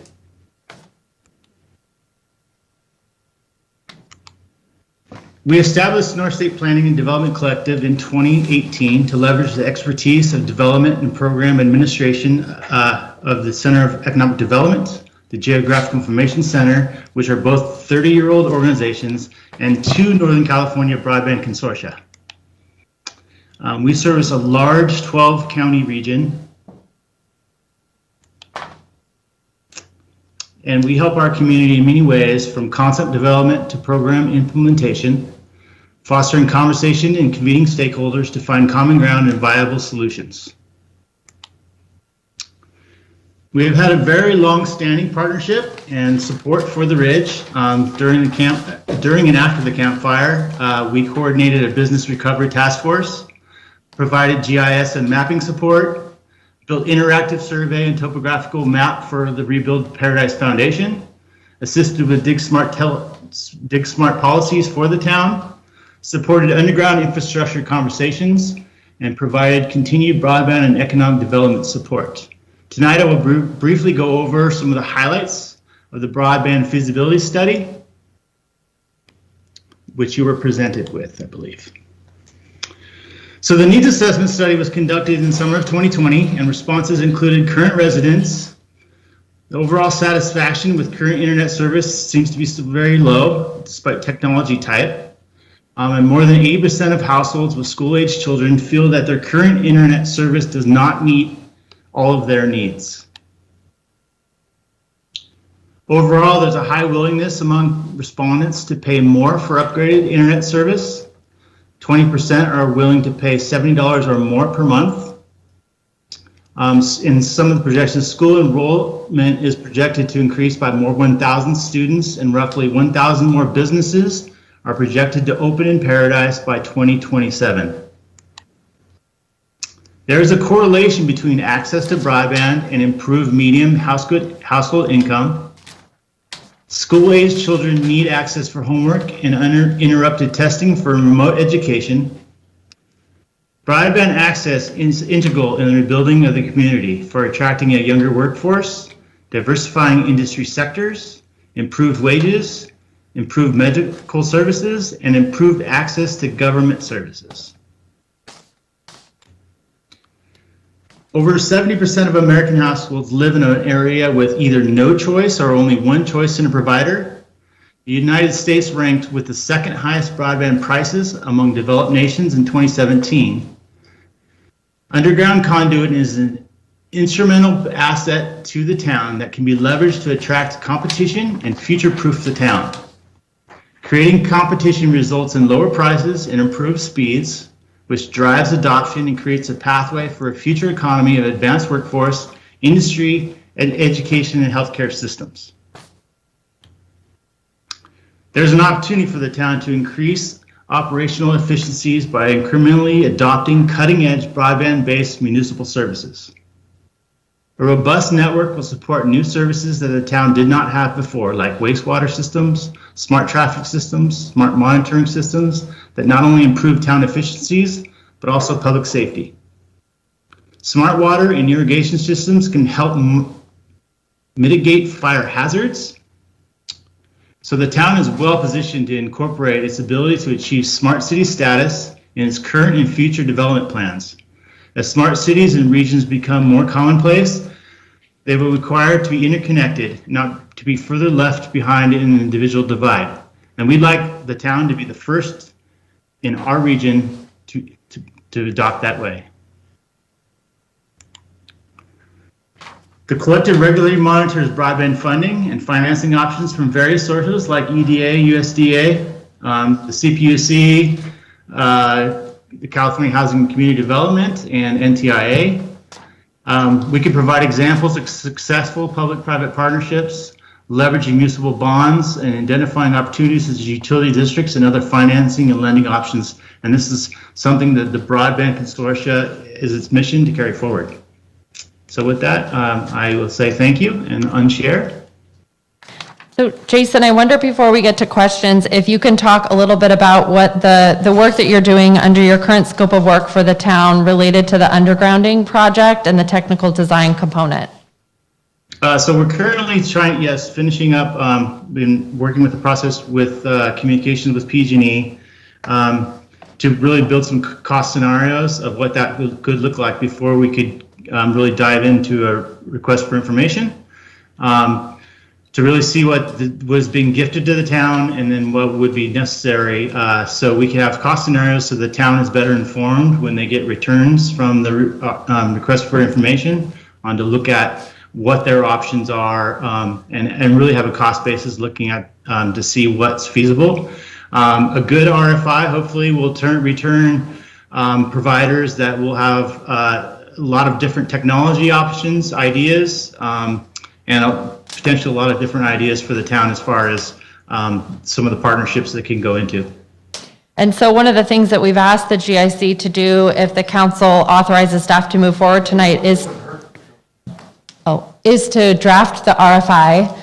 And tell us a little bit about, like you just mentioned it really briefly, what that could yield for the town, but that really is the step that helps us make strategic decisions in terms of how to achieve our broadband goals. Is that correct? Yes, an RFI can really come in and provide the feedback could really be a whole different bunch of technologies, including some of these open network concepts. The real idea is what is the best position for the town with the assets that it's been gifted. What can it do best to leverage those assets?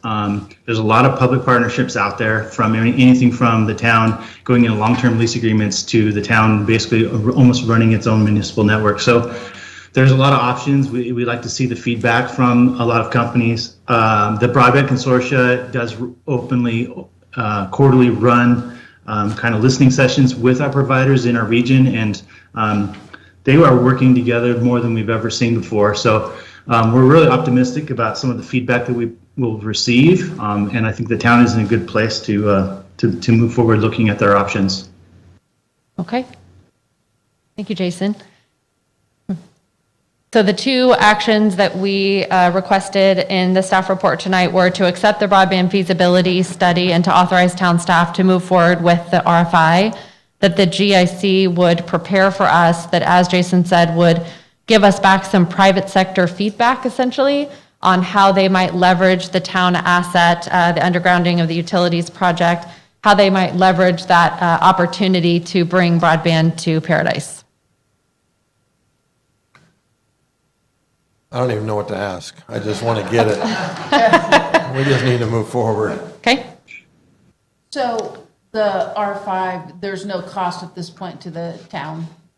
So it would be completed under the scope of work that the town currently has with the GIC, correct, Jason? We did confirm that before the meeting.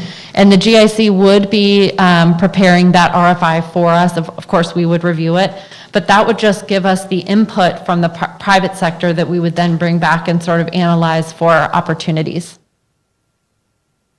Does this take into account any of the new technology that's going on out there, like the satellite stuff they're beaming into rural areas? I mean, we're going to go stick fiber or broadband underground, and this conduit PG&E gave us, and that's all a really great thing. But I mean, is that, you know, what's going on in the future? I mean, I'm hearing stuff about that now. I'd hate to you know, us go put a bunch of broadband in, and then in 5 years it'd be old.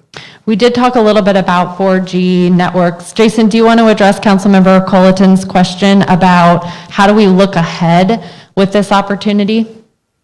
So most definitely, yes. You know, we're all optimistic about Starlink and the opportunities that's going to give to our most rural and very distant citizens. But, you know, the common knowledge amongst everyone is, yes, it's really hard to get out to some of our really rural areas.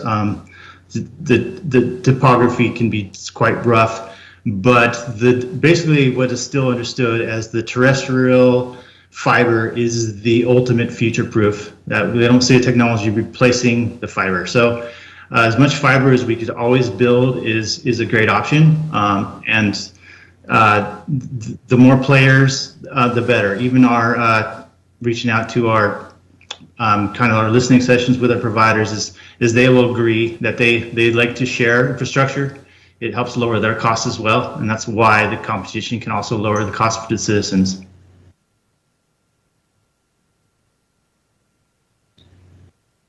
So we have public comment next. Are we? I have no Ours. public comment. So I move that we accept the report and move forward with the RFI. Second. Motion by Tryon, seconded by Bolin. Roll call vote, Councilmember Bolin, Aye. Councilmember Culleton, Aye. Vice Mayor Jones, Aye. Councilmember Tryon, Aye. and Mayor Crowder. Aye. Good Okay, job. thank Let's you. go. Let's go. Thank you, Jason. Let's get it. You're welcome. We need it. I'll So, tell you, it's gonna take the cost way down if we get this in. It's gonna be great. so 6F, Susan. Hello again. All right, good evening, council. This item is to bring back for council consideration the street vending ordinance with the modifications that were discussed at last month's meeting. So for background information, at the February council meeting, staff was given direction to provide a draft ordinance addressing 2 amendments to our existing street vending ordinance. First being about allowing vending in the downtown, but for a time-specific duration, and only if that food vendor is tied to a commissary in the downtown or a brick-and-mortar restaurant in the downtown, sorry. So the ordinance is amended to be in 3 new breakdowns. So if approved, we'll now have 3 different options for street vending of food and flowers. The first is fixed location on commercial properties. That's what the ordinance already allows. That's where we get a letter of authorization from the street owner, certificate from Butte County Environmental Health. We're now making sure they have access to garbage service or have it themselves. And then also the state seller's permit. The 2 new options, one would be fixed location in the downtown. So again, those same 4 as the commercial property, but also adding on that there'd be no vending in the downtown beyond December 31st, 2023. And that's because vending licenses are issued on a calendar year. So it's going to be like 2.5-year period in the downtown. Also, we'll need proof of either a commissary in the downtown or a brick and mortar restaurant that that vendor is tied to in the downtown. The 3rd new option is about the mobile vending. So for this kind of application, we'd of course need clearance from Butte County Environmental Health, the state seller's permit. We would have written in the ordinance about no street vending between 10 p.m. and 6 a.m., and those are tied directly to our noise ordinance for similar types of land uses. Also, there's now a definition for what is mobile vending, and that would be not staying in a place for longer than 15 minutes. It also would allow for vending from public and private roadways, as well as construction sites. So the next steps for this ordinance is staff is recommending introduction of the ordinance tonight, unless, of course, there's further amendments that the majority of the council would like to propose and put in there. So tonight would be the introduction. At the April meeting would be the adoption with an effective date in May. And so any questions, I'm happy to answer. I think you did a really good job taking the direction we gave you, the discussion from last time, and putting it in here. I think it reflects at least what I thought we all said. I'm in favor of it, but I think that your 15 minutes is too short. Is it the 15 minutes on the streets or the 15 minutes at construction sites? Period. Just period? If you have, more than 2 or 3 people ordering from that mobile vending, they're going to be there longer than 15 minutes. With So I 30 was going to minutes? suggest 30 minutes or an hour. Why? The tough part is nobody gonna be policing that anyway, but I agree. No, I agree with you but- 100%. Yeah, but- There's nobody gonna be standing there policing it. Right, so why even have a time limit in there? Well, because then they can stay there. The whole thing is that they're It's moving. supposed to be mobile. And they wanna be moving. I get we gotta move them. We got, right, otherwise it's fixed location. Right. That's defined by zoning.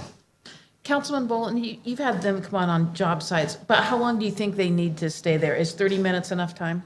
30 minutes is plenty of time. Yeah, he's losing money if he stays Okay. longer. So I would suggest Yeah, 30 that's minutes. true, yeah. Oh, absolutely, and that would just be in your council packets on page 225, subsection C. Yes. 225 of 400? Yes.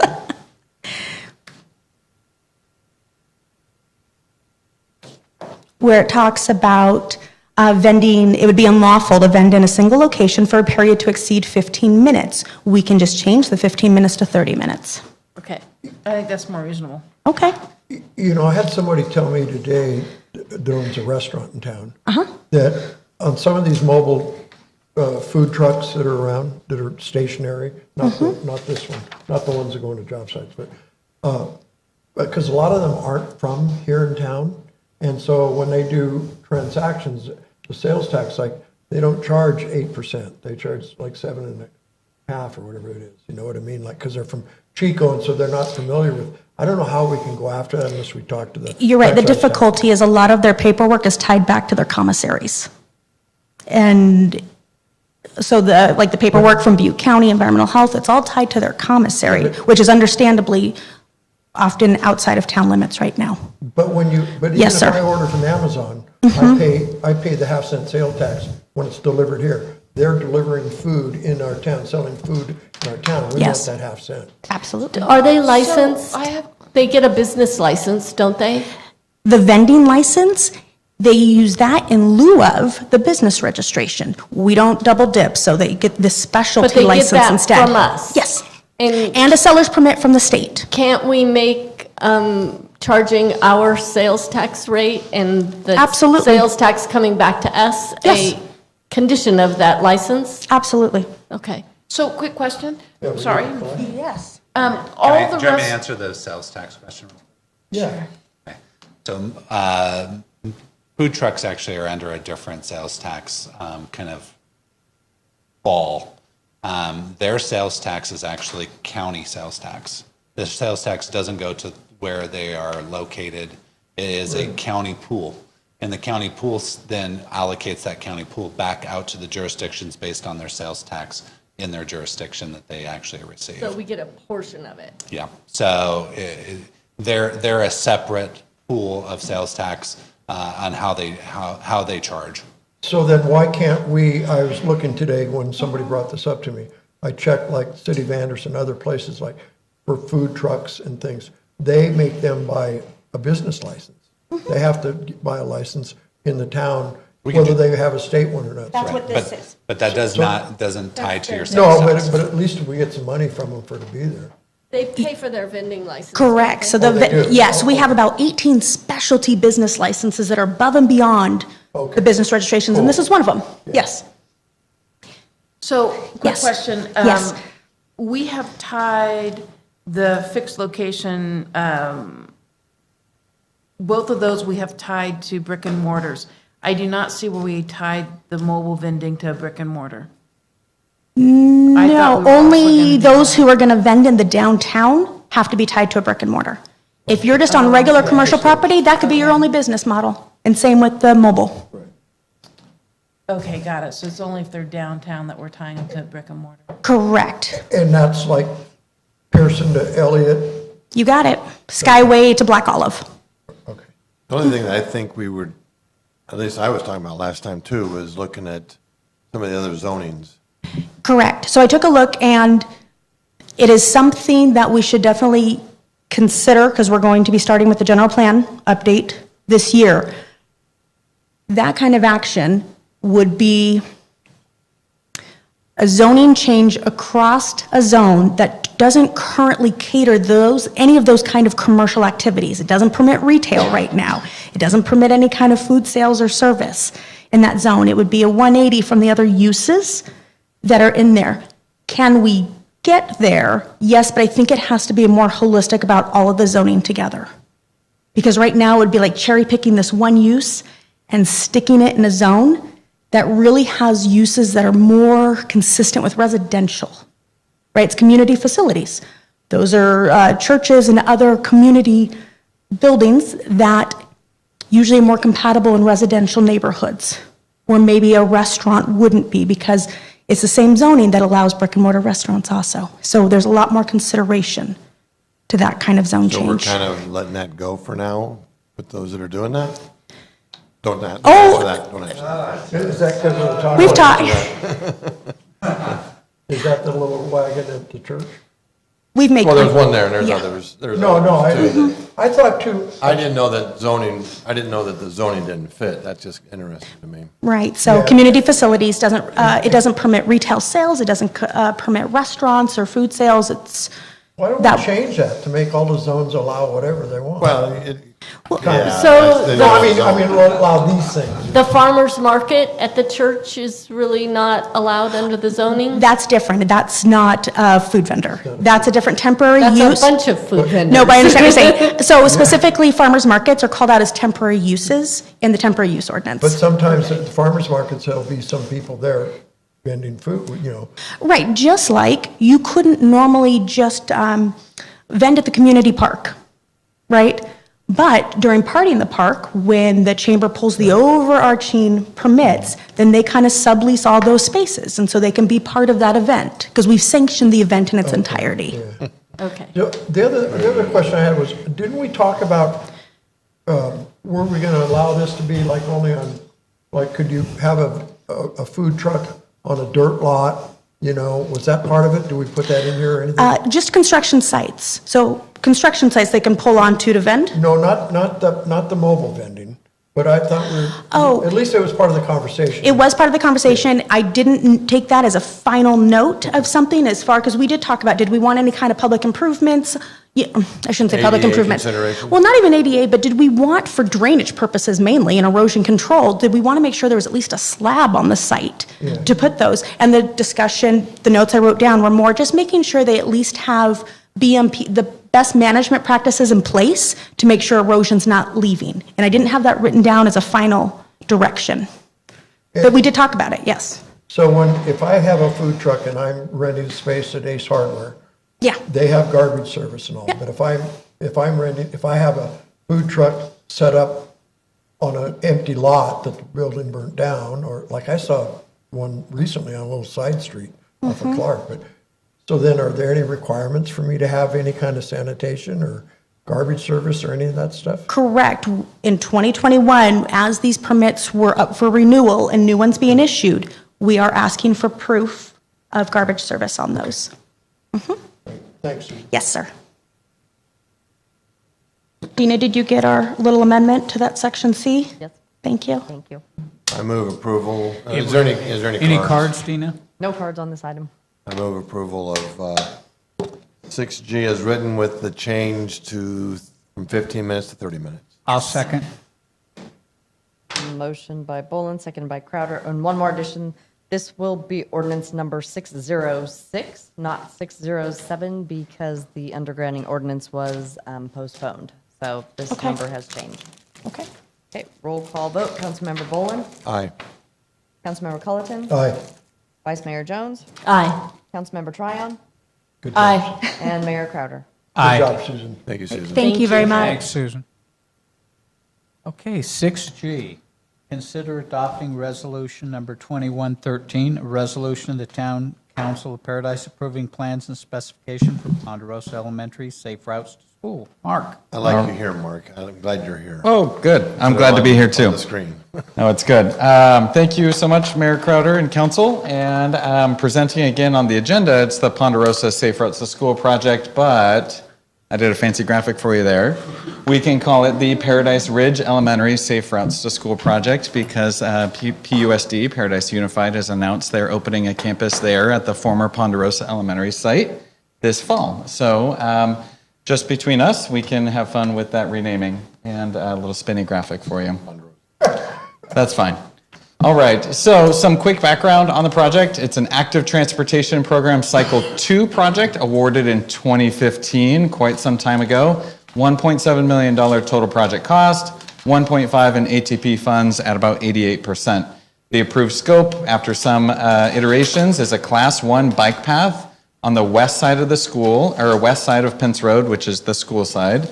Includes necessary drainage improvements to fill in the roadside ditch, and the town included a 2-way left turn lane in front of the school to assist with drop-off and pickup congestion.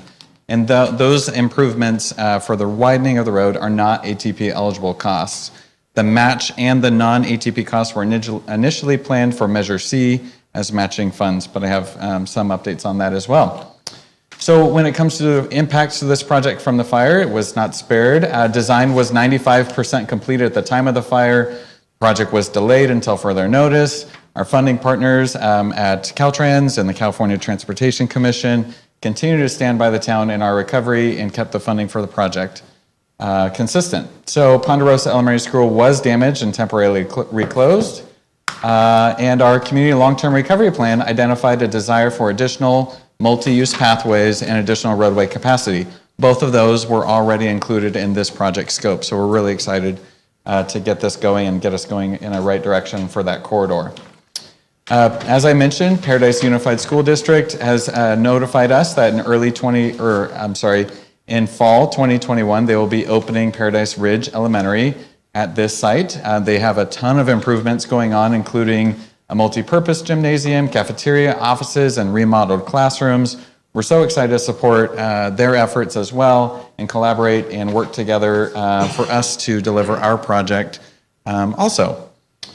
So with that, I have a couple of graphics here of just kind of the project plans. I don't have the mouse here to show you, but those call-out points identify what the corridor could look like for the entire stretch of Pence Road, which would give us additional evacuation capacity in the center two-way left turn lane. And then the auxiliary lane could be that bike path that could double in an emergency as an additional ingress or egress point for traveling public or emergency vehicles. But with that, oh, you're doing great. With that, on a 99.99% daily use in a recovering community and homes being rebuilt in the area, we're hopeful that students will be using this on Pence Road instead of walking in the ditches. They will have a bike path to be able to do so and get to this great school moving forward. All right. Oh, I lost my ability. Oh, nope, it's back. Okay. Project finance, and here I've kind of described in the table of all of the project phases: preliminary engineering complete, right-of-way complete. There was several acquisitions for this project and the widening in the bike lane. Construction, we have about a $1.3 million total cost estimate. Again, 88% funded through ATP local funds. We're initially Measure C. We are proposing to, as in previous budget adjustments and impacts from the Camp Fire and the fiscal picture of the town, to utilize transit. That's local transportation funds allocated to us through BCAG after their obligations are fulfilled. It's a perfect use of those funds and they cannot be used elsewhere. So that is our recommendation moving forward. We have adequate reserves in that fund to do that for this project. I also have on the bottom row here, the project initially included an education campaign. That's certainly something that's still on the table and we can deliver and hire a consultant to do bike rodeos or anything with the kids out there about safe walking and biking to school. But that will likely come before the council at a later date. So with that, I'll get to schedule. We are, again, Paradise Unified, their improvements are underway. If approved, we can advertise this project tomorrow and award it at the April 13th meeting, where I'll give a full accounting of the project costs based on actual bid prices. We could start construction in early May. Or I guess I should say in May. We have a 45-day working day calendar, which is about just over 2 months. So both the town and PUSD are trending, if everything goes well, towards a completion of both projects by the end of July, which would mean we can help celebrate with Paradise Unified for a grand opening of their school in August. I think their first day of school is the second Tuesday of August, somewhere around there. But and again, in the academic year 21-22, we can deliver that education campaign as well in partnership with the school district. So with that, I'd be glad to answer any questions for the project. We're just asking you to approve the plans and specs and authorize staff to advertise the project formally. Is there any impact to private property on any of this? Moving forward, no. Any impacts, like I said, for right-of-way were already completed. For acquisitions, there was some actual parcel size slivers, little pie shapes for the widening. But temporary impacts for construction, yes, as we go, but not anything insurmountable that we can't work with and communicate on any potential driveways issues. But again, there's going to be plenty of ingress and egress through properties at all times But all the right-of-ways are. Oh, all the right of way, established, no yep, problems. all the way established throughout the Does it project. fill in the ditches on both sides? No, on the school side. So on the opposite side of the school, there will still be an open ditch. When are we going to fill that in? Well, I think a broad objective of filling all townwide open ditches is a huge undertaking and not something that I can include in this project. But with the storm drain master plan that's well underway with our consultant team, they can provide the prioritized recommendations. And That's certainly, part of our emergency yeah, egress. certainly Pence Road, that corridor, any additional capacity in covering the ditches and having wider shoulders is an objective. We are putting forward, there's been a lot of discussion about CDBG DR, and we are putting forward certainly Pence Road corridor, Neal Road, Upper Skyway, Upper Clark, other areas that we want to put those forward as potential outcomes of the transportation master plan, that projects where we could increase road capacity through widenings or just shoulder and filling in the ditches. So DR funds could be a great source for that. And you're not concerned with the road getting fixed and then the construction not being done and those guys tearing up our new road? As far as the school district? Yeah. Oh, no, I'm confident Okay. both projects can complete on time, and yeah, really excited to get going. Good deal. AT&T will go underground.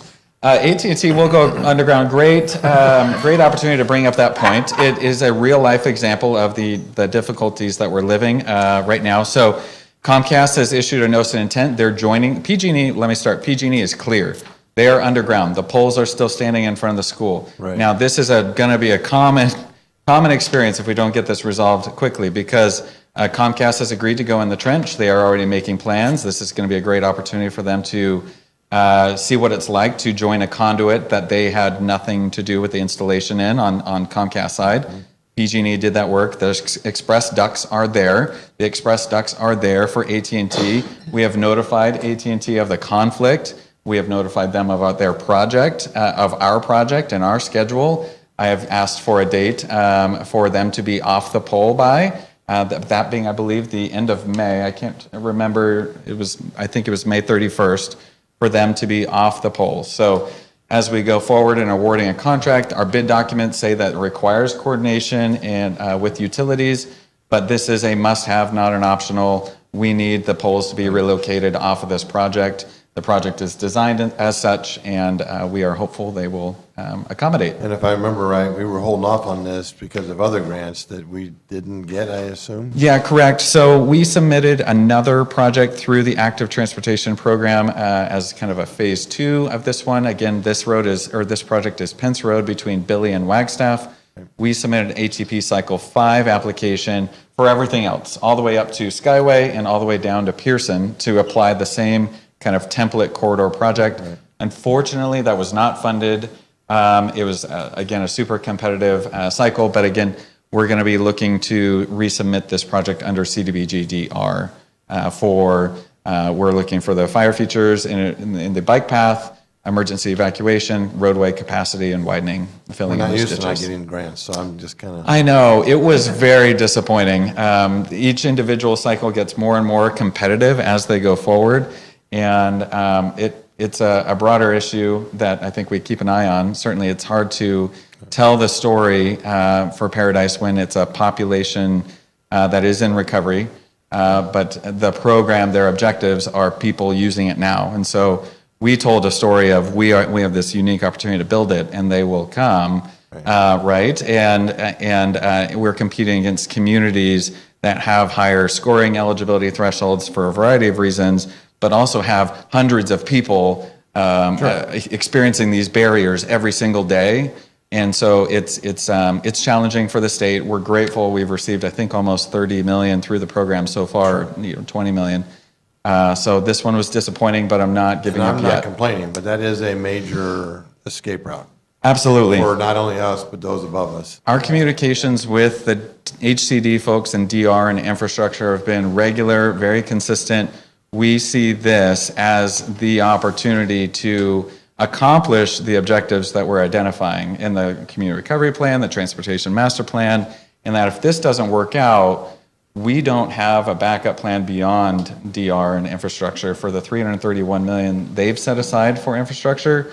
As again, long term, the town, these projects, again, this is about a half-mile project for $1.7 million. That extrapolated over the corridors for Neal Road, Pence, Pearson, it adds up quick, and it's certainly not something the town's going to be able to bear the cost of on our own.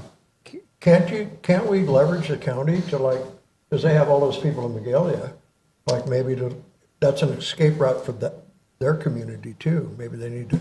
Yeah, we're definitely working with the county on coordination for infrastructure improvements, and certainly even if we were to do our section just in town, it presents other challenges when you get outside of town limits as well. So long-term issues, and we'll continue to turn every stone until we're done. What do you mean? Any other questions for Mark? Comments? Dina, any cards? No cards on this item. I move approval of 6H. I second. Motion by I'm sorry. Bowen. You can ask something. Was it 6G? 6G. Yep. Oh, Okay. it That's is why I said 6G. 6G. Sure. Yeah. Thank I you. circled it and thought it was over with, sorry. That's okay. Motion by Bolin, seconded by Jones. Roll call vote. Councilmember Bolin? Aye. Councilmember Culleton? Aye. Vice Mayor Jones? Aye. Councilmember Tryon? Aye. And Mayor Crowder? Aye. Oh. 6H, consider an update relating to the current status of fleet management. Mark? Already approved that one. Yeah. All right. Thank you so much, Mayor Crowder, again for the introduction. Tonight, we're giving a brief update to our fleet services operations and coming forward with a couple of proposals to improve our service and capacity to continue to serve the town and our growing fleet. So with that, again, this thing, can you just click on the slide? There we go. Oh. All right, I've got us going. Okay, so state of the fleet division, the town of Paradise has historically staffed the division with one full-time employee. And when we look at a broader perspective from the organization, this one employee helps every employee do their job, whether it's responding to fire calls, PD, recovery and rebuild. We heard discussion about the cost of fleet earlier this evening, price per mile. It all adds up, and we're paying for sure. But with that, we are so grateful for our current staff as well as all staff. But as far as fleet goes, we've had one full-time employee for as long as I can remember, certainly I think probably the last 2 decades. During a brief vacancy in 2013, the town explored contracting elements of the division and decided it was not proper fit for the town's needs. Mostly, there's a lot of issues with DOJ clearances, weapons and vehicles, shuttling vehicles to and from their maintenance sites, and timeliness and response and service and safety for our first responders doing their job. So the resultant of that entire effort was a successful recruitment of our lead mechanic. And here on the next couple of slides, I'm just going to walk through the general fleet inventory, which was included in your staff packet. Again, each of these departments has their own fleet of operating vehicles that are required for them to do their job. Paradise Police currently, I believe, has 44 active pieces of equipment. Animal control is listed here. Fire as well, growing every day, and we're so grateful to see that, as well as we're able to surplus a couple of older pieces of equipment that are no longer serviceable. As well, Public Works, again, 16 mobile generators just added to this list, and we have the procurements that we've identified for fire replacements in addition to capacity improvements, whether that be the vacuum excavator, a Bobcat skid steer, and other important weed abatement equipment to keep our right-of-ways clear. So there's a lot of equipment that goes into the town of Paradise being able to serve our community. Community development, as I mentioned, a couple of procurements are planned as well for inspections and their job functions as well in recovery. So a couple of fast facts. Our total active equipment today is about 107. Our planned inventory with the most recent approved procurements is 123. Our average age of model year of vehicles that have an odometer is a 2008. So we're still, even though we've made amazing progress thanks to Measure C over the last decade, we still have work to go with our fleet, and these vehicles require a lot of service and effort. average mileage 81,000, and our current mechanic ratio, or vehicle to mechanic ratio, is 123 to 1. One of the most interesting facts that I learned through this process and asking the city of Chico, Butte County, other utility agencies, what do they do? What's their staffing ratio? And it ends up being somewhere between 60 to 1 and trying to get to 50 to 1. Industry standards shows anywhere between 30 to 1 and 40 to 1 for a town of our size is something more appropriate. So our staff has done an amazing job. But again, as we continue to grow, we all have a sustainability point that where this becomes an issue. So with that, we have a recommendation. We're proposing to increase the size of the fleet management side, as well as, I'm sorry, my wording there is a couple of these action items for our fleet division, reclassifying our senior mechanic position to a fleet services supervisor. This adjustment will institute a higher level position and oversight of the Public Works Fleet Division. In addition, the report path will change from the Public Works Manager to the Public Works Director. This will establish a journey level Fleet Mechanic 2 position to support the Fleet Services Supervisor. When we do that, it's going to have the largest impact of our operations model, additional capacity for maintenance, increasing the long-term productivity, efficiency, safety of fleet maintenance. With all the availability of the mechanic to support the division, the Fleet Services Supervisor will be able to address programmatic projects such as procurements, fleet service analysis, fleet surplus, accounting, activities, and others. So with that, some financial impacts of these two recommendations moving forward. For the reclassification, we have about a $1,400 fiscal impact for the 2021 fiscal year and $6,600 fiscal impact for future years ongoing. Again, that's reclassifying our senior mechanic to this position. For adding the entirely new position, assuming a start date of June 1st, we would have a fiscal impact of about $7,000 for this fiscal year and a fully loaded fiscal impact of $87,000 for future fiscal years. At this point, I would be glad to take any questions. We are extremely excited to continue to serve the town, and our staff has done an amazing job with the tools. We're always trying to make progress every day, and our fleet division is kind of the behind the scenes who makes it all happen so people can do their jobs and respond to emergencies. For the cost increases, where are you proposing the money would come from? So with that, fleet cannot be grant funded. Certainly it's a general services function. I can't speak to the level of accounting that we have at the current moment for the finance department, but when it comes to a pro rata share of the time spent on these actual vehicles, we can account them to those proper departments that we're servicing moving forward. So police and fire. Yes, and right, general fund, you yes, may gas pay tax, as much as we can. A portion. We can allocate the proportion of the vehicles that we're maintaining. So you have listed here that we have 107 active equipment items. How many of those are leased? Ooh, I think we only have 2 leased. Well, there might be a fire. Because we have some pretty big lease bills that Yeah. are on our cash disbursements. Oh, the Measure C. Okay, I was thinking of Public Works. I'm sorry. So I know Public Works and Community Development, we have 2 Colorados that are lease purchases through the Enterprise Fleet Procurement Program. Again, that program offers benefits on procuring vehicles in a kind of a streamlined fashion. But anyhow, they are lease payments that we own them. Once we're done making lease payments, we don't turn these back in. They're lease purchases. But do we do the mechanic work on those? Oh, yes. Many of the lease ones, Yes. you have to go to. Yes. So out of these 107 active equipments, I mean, how many of them are actually active? Because like, if you look at the police department, you show that they have, I just did a quick count, 37 vehicles. We don't have that many deputies or employees there. So.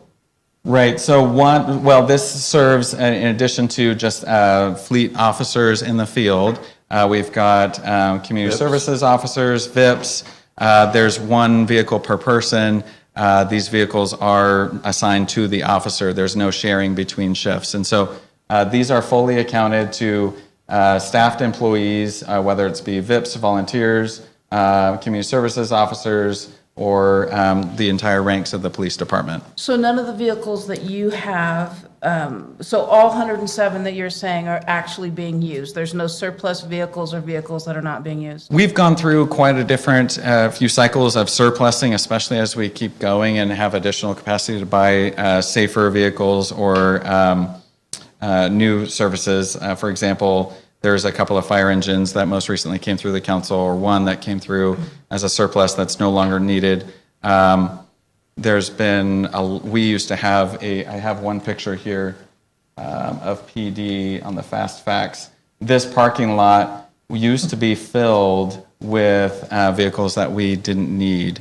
We have since completed those surplus efforts, and now everything that we have, we need and we continue to use, but they're aging. A 2008 model year is old. I had to ask myself, I said, we still run Crown Vics with PD, and that's true, we do.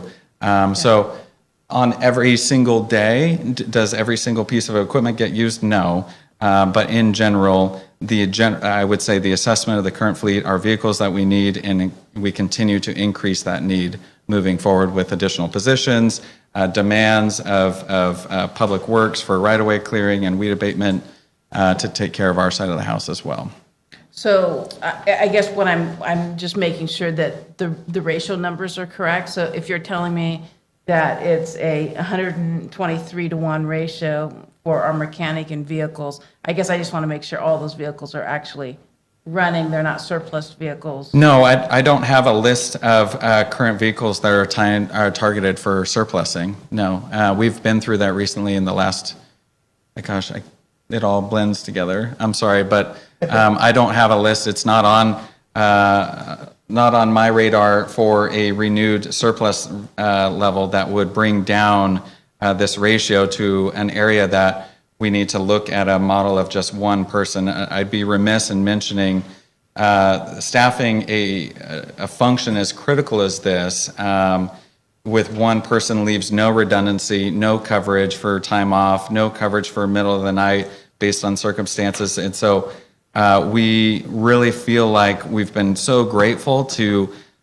be quite honest, get away with a one-person staffing model for as long as the town has, but we've reached that point. And I certainly hear your concern about that ratio, but I can give you confidence that we are certainly nowhere near the realm of industry standard of, even if we were to have this, let's say 60-to-1, we are not there today, that's for sure. And that's what we'll be, is 60-to-1. Right, Even yes, with and this. again, it's an interesting fact to know, but again, most, like utilities, when I talk to Chico, how many administrative support positions do you have helping your mechanics? So I'm trying to not say names, but Chris does an amazing job all at one. He does everything related to He's done great. To this function. He doesn't have a team of support, on in the office. I remember an employee, a mechanic employee, who came shortly after the fire when Chris wasn't with us at that time, who said, he came to me and said, I have this part, where's shipping and receiving? And I said, you're looking at it. So Chris does it all at one. These numbers are really probably better suited for a utility or a county agency that has support in addition to mechanics, not just a mechanic who's turning wrenches, but a mechanic who's doing all of the work, the transportation, the accounting, paying bills, keeping the stock of materials and equipment, tools, everything of that fleet division really has gone through this one person for too long, and we're trying to add capacity, especially as this fleet it continues to grow, of much needed equipment that it's required for these town functions to do their jobs. My concern is, for some time now, is him getting hurt, and then there's nobody. Yeah, right. And We're in a really tough spot with a model of one. Well, and we've had experience too even before Chris came with us, where we had outsourced things, and it just doesn't work. Cost us way more money. It just doesn't work, and this is way long overdue. Right. This is 10 years overdue. Yeah. And I think it's a great idea. So once we get everybody done, I'll make a motion to to do it. All right, Or I'll thank you. second one, whatever you guys want to do. Chris has done an amazing job of He going has. out to laying in the rain, fixing fire engines before the structure. Yep.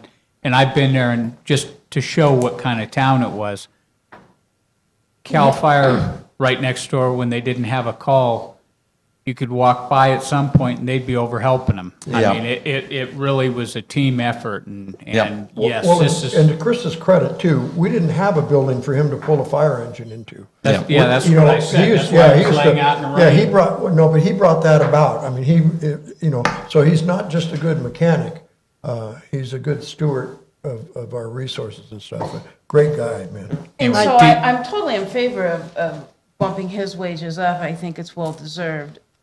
I guess what I'm looking at is the overall, we're going to put on another person in a community that's rebuilding. We don't even have full staffing, but we're going to put on more vehicles. So you kind of understand where I'm and I'm trying to really look in this and go, is this justified? Yep. I mean, Where don't we have full staffing, real quick? I'm sorry, what was that? Where don't we have full staffing? You mean it's the police? I think the police is almost full. Yeah. They are, but our town isn't. Fire's almost full, and the Public Works is Public full. Works is Yeah. Public Works needs more people. We do. We're rebuilding. That's the separate town. We need discussion. More people because of that. But, yeah, the demand on fleet in this town's history that I can recall has never been greater in response to the fire and our recovery efforts moving forward. Yeah. And that's what makes us unique. Yep. And I agree with you. If we were just a town starting at the size we are right now, but we're a town that's bigger, trying to recover. Yep. And that's causing more pressure on all these different services. And guess I don't think That's what I it's- need to hear. What is that piece that's making it more difficult? And again, I'm not trying to be difficult. I'm just No, really trying to. no, I appreciate- go, okay. Yeah. Get me to yes. That's what I need. Yeah.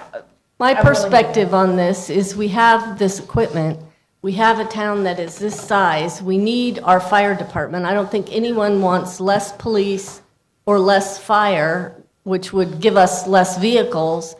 And it's unfair to Chris to expect him to do this workload and to continue doing it. It's way more than one person should be expected to do. So if we want to provide the services that our people want in police and fire and public works, we need to hire the second position because we're using Chris up and that's not right. Right, I completely agree. Just because he's been able to do this doesn't make it sustainable moving forward. Again, as a small town, a small organization with a big recovery, these functions, especially general services function, whether it be IT, fleet, HR, legal, they're super challenging for small entities like us, and we're doing our best, but we know based on history, pre-fire, post-fire, a department of one doesn't work. It doesn't work for IT, it doesn't work for fleet. We need to do something to have a We need a sustainable second staffing. mechanic more than we need a second tree advocate in the office. Well, those are two completely different funding, I mean, come on. And we Yeah. can't afford to have fire trucks or police cars We can't. breaking down on the way to service. That's And- correct. And before Measure Yep. C, we did have that happen. We did. And one of the best analogies Chris uses, these fire engines are aircraft. They have to be maintained like aircraft, and we do that. And Chris does that. Not just anybody can do that. With his leadership and expertise, we can add a second person in that fold, get them trained, and get some overlap, and provide the best service to our town departments. So basically, what you're saying this should have been done years ago. Absolutely. Okay, thank Yes, you. yes. That's what I need. Okay, thank you. And Chris has told me too, he's working because of the sense of fire and him relocated, we've made an arrangement where he works 3 days on, but he works way more than 36 hours a week. I mean, he's in town when he's working, he doesn't drive back to where his family is. The one thing that I appreciate too is the fire trucks are running well enough that we get to rent them out. Yep. And we've actually made some decent money over the last few years by renting those things out. And that's because they're running.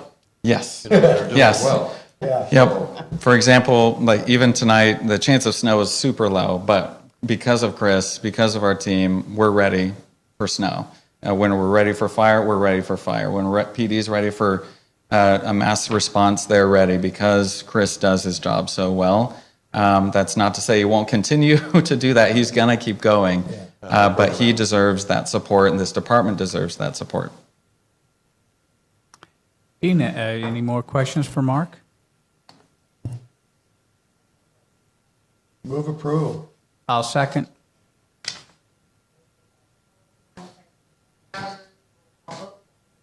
Aye. Councilmember Culleton? Aye. Vice Mayor Jones? Aye. Councilmember Tryon? Aye. And Mayor Crowder. Aye. All right. Thank you. Thank you. Good job. Thanks, Mark. 6I, consider adopting resolution number 2114, approving and authorizing execution of the California Department of Forestry and Fire Protection. Chief Solon. Good evening, Mayor, Vice Mayor, council members.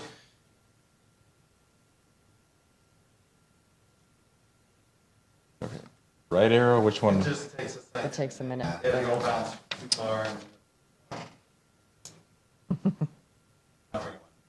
Yes, just wanted to pause for a second and make sure. So this evening, we're recommending Town's Council approve the California Department of Forestry and Fire Protection CAL FIRE agreement for services from July 1st of 2021 through June 30th of 2025 for a maximum amount not to exceed $17,082,951. So we're very proud to be part of your town and have been since through the contract since 2012. And before that, as part of the surrounding community and helping out the town of Paradise. And we're really interested in continuing this partnership and cooperative fire protection here with the town. So reasons for outsourcing. And in fiscal year 2010 and 11, the town of Paradise was in a financial crisis. Revenues were continuing to drop, and the town was in the process of layoffs and personnel restructuring throughout the organization. The Paradise Firefighters Association at the time suggested the town consider outsourcing fire personnel services to CAL FIRE. And about a year-long process to study, discussions, and negotiations agreement for services was entered into on November 1st of 2012 through June 30th of 2017, and then extended a renewal from 2017 till now June 30th of 2021.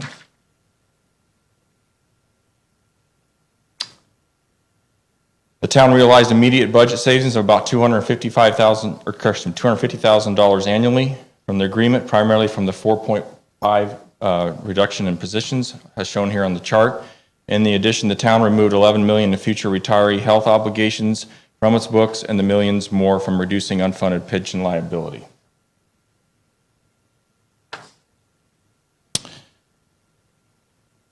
This is the last 4 years of the contract here with the town. Contract billed based on actual cost to provide services.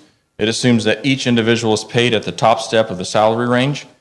Things that we can't control are employees using FMLA or paternity leave, long-term injuries, COVID-19 illnesses, vacancies filled with overtime while hiring replacements, benefit rate increases, MOU adjustments. This chart shows the contracted amount versus what was actually paid. Take a minute to discuss it. Over the 4 years, the contract amount in the first column is what we negotiated and the town approved. You notice in 18 and 19, we reduced staffing and closure at one of the Station 82s and then restaffed it. That's why you'll see the actual amount to be lower and your savings there on the right. Back to 19 and 20 to the contract amount, there was also a savings. And then this recent year, you'll see a significant estimated savings of $750,000, and that's due to two things. One is the SAFER grant, which stands for Staffing for Adequate Fire and Emergency Response, which is a FEMA grant that the town approved. That grant runs from 2021 fiscal year through March of 2023. So far, we've been reimbursed $472,000 with some additional payments that will come back through to the end of this contract that we've not received yet. Overall, that's a 3-year, $2.3 million reimbursement to the town, and it funds 4 firefighter positions. Also, in the 2021 fiscal year, we saw a decrease in the cost benefit rate from CAL FIRE from 94% to 64%. So that's why you see the huge reduction and the savings to the estimated savings to the town. I do not have a final figure on that, and I will not until the end of the quarter billing, but that's the estimate right now. Benefits of the CAL FIRE agreement. The services provided through this agreement are far better than the town could afford to provide had it maintained its own fire department. The economics of scale achieved by contracting with CAL FIRE allow the town to enjoy the full breadth of knowledge, experience, and talent of CAL FIRE leadership without paying for the cost of a fire chief and 2 battalion chiefs. In addition, the town is integrated part of the fire protection services in Butte County, receiving and providing mutual aid services automatically. The integrated emergency response involving CAL FIRE, Butte County Fire, and the Town of Paradise Fire ensures that the closest resource, regardless of jurisdiction, respond to emergencies in Paradise in the Upper Ridge area. A full weight of CAL FIRE resources are used to quickly contain and extinguish nearby or threatening fires. There are no dispatch delays or timely requests for mutual aid. You are part of the greater Butte CAL FIRE cooperative fire protection model. CAL FIRE and the town will not CAL FIRE and the town, while not part of the contract, do work closely together in fire prevention and education to further eliminate wildland fire hazards and provide educational messages in and around the town. Calls for service. Call volume comparison for the last 10 years from 2007 to 17 shows steady growth. After 2018, call volumes dropped, rightfully so. From 2019 to 2020, we saw a growth of 360 calls for service in the town. The pie graph on the far right, in 2020, we saw 25% of its calls, or 273, were run for the CAL FIRE Amador Station, 35, which the town provides funding for only about 7 months of the year of a half a firefighter position. 42%, or 459 calls, were run out of Station 81, and 33% out of Station 82, or 369 calls. About 50% of the town's calls are for medical aid Code 3 response, followed by Code 2 medicals at 13%, and then false alarm fires. This map represents the local fire protection response area here in Paradise, with the CAL FIRE Station 35 in the green, Paradise Station 81 in the purple, and Station 82 in the red, and how we protect the town as the entire agreement here on a daily basis. All right, so the proposed fire protection service renewals from July 1st of 2021 through June 30th of 2025. So what does that look like? The agreement proposes funding for the same number of personnel and the same level of service for the next 4 years. Fiscal year 21-22 through fiscal year 22-23, we'll see an approximate reimbursement from FEMA of $916,609. For years 2, 3, and 4, we have a 4% escalator built into the contract to cover any increases associated with benefits or MOU changes. And again, this is for a contract not to exceed this amount, total amount of $17 million. Just to note again, our SAFER grant runs out in the March of 2023. And so we have to maintain our current level of staffing and personnel until that time. Otherwise, we would have to reimburse that entire FEMA grant. We wouldn't be able to make any changes before then. The cost benefit rate currently is at 64%. However, we did see an admin rate from CAL FIRE go up from 11.97% to 12.01 figures. Benefits of the contract. In today's dollars, with the increased cost to unfunded pension costs and other benefits and salaries for employees, the town would pay at least $600,000 more to attempt to bring fire personnel back in-house and receive a similar staffing level, not to mention the millions of dollars of post-retirement benefit obligations it would have to add back into its books. The proposed staffing levels are important to maintain because the success of the emergency response is based on the timing and weight of response. Example, arriving at an emergency and quickly and with enough personnel and equipment to handle that emergency. Firefighting is labor intensive and time sensitive. To achieve successful outcomes, firefighters need to arrive promptly, work as a team in unison, and other crews to abate emergencies whenever, whether that fire be a rescue, hazardous materials incident, or patient extrication, or a serious medical aid. The National Fire Protection Agency, for suburban area population of 500 to 1,000 per square mile, firefighting recommends assembly of 10 firefighters within 10 minutes at a residential structure fire 80% of the time. Even with our integrated response and staffing at the current levels, this can be difficult to obtain. Fiscal impact. The increased cost in this contract will place further strain on the general fund budget. However, if the town council and the community want to maintain the same level of service for the community, this contract is the only alternative. The general fund cannot absorb these additional costs into the budgets without the help of what will be Measure V. Measure C is currently funding $250,000 a year of the existing CAL FIRE agreement, and as staff, we can recommend continuing the Measure V support of $250,000 a year. With that, questions? How come the town burned? That was a joke. Ow. As is, I meant that. I'm calling. Hey, you guys do a wonderful job, and I hear it all the time, and it's you guys. People say, well, you know, you're CAL FIRE. I'll tell you, you guys are very much a part of this community. Every single firefighter here is. So, thank you. We appreciate that. When I Station first came personnel. on council, I wondered if that was a good decision, and it turned out to be a great decision. Oh, yeah. So I thought, you know, that was brilliant. So good to have you guys on. Are you, Station 35, you're continuing, the thought is to stay there? It was still fun. The CAL FIRE station has no intention of ever leaving there. That is a CAL FIRE station along. Okay. There is no intent. The town does fund a half of firefighter positions, what equates to 7 months of the year.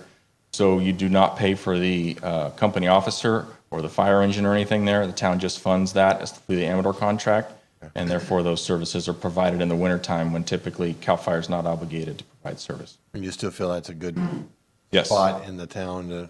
It is. Be nice to punch a road through, I noticed. It would. It covers that end of the town. You can see from the number of call volume and how the maps, the level of service for what you're paying is great. And it also locks in that engine being available to cover if the town is using two engines at a car wreck. You have a station right there that can respond and backfill rapidly in the town.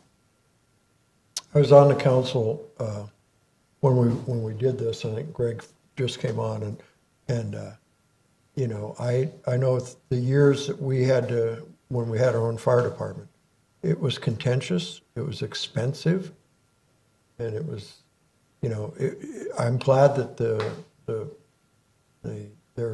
firemen, the fire association, the union, I'm glad they came and asked us to look into this contract. I think it's been just a win-win for, you know, and we Measure V, Measure C, and now Measure V. You know, it gives us the funds to be able to, you know, the only thing that one of the objections to going with CAL FIRE contract and outsourcing the personnel, because we kept the equipment in our buildings, was that we would lose control, you know.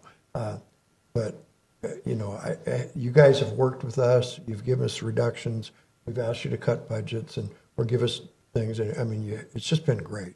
So this community is much safer by having you guys here. So I appreciate everything you do. Thank you for those comments. And we'll continue that. Any other questions?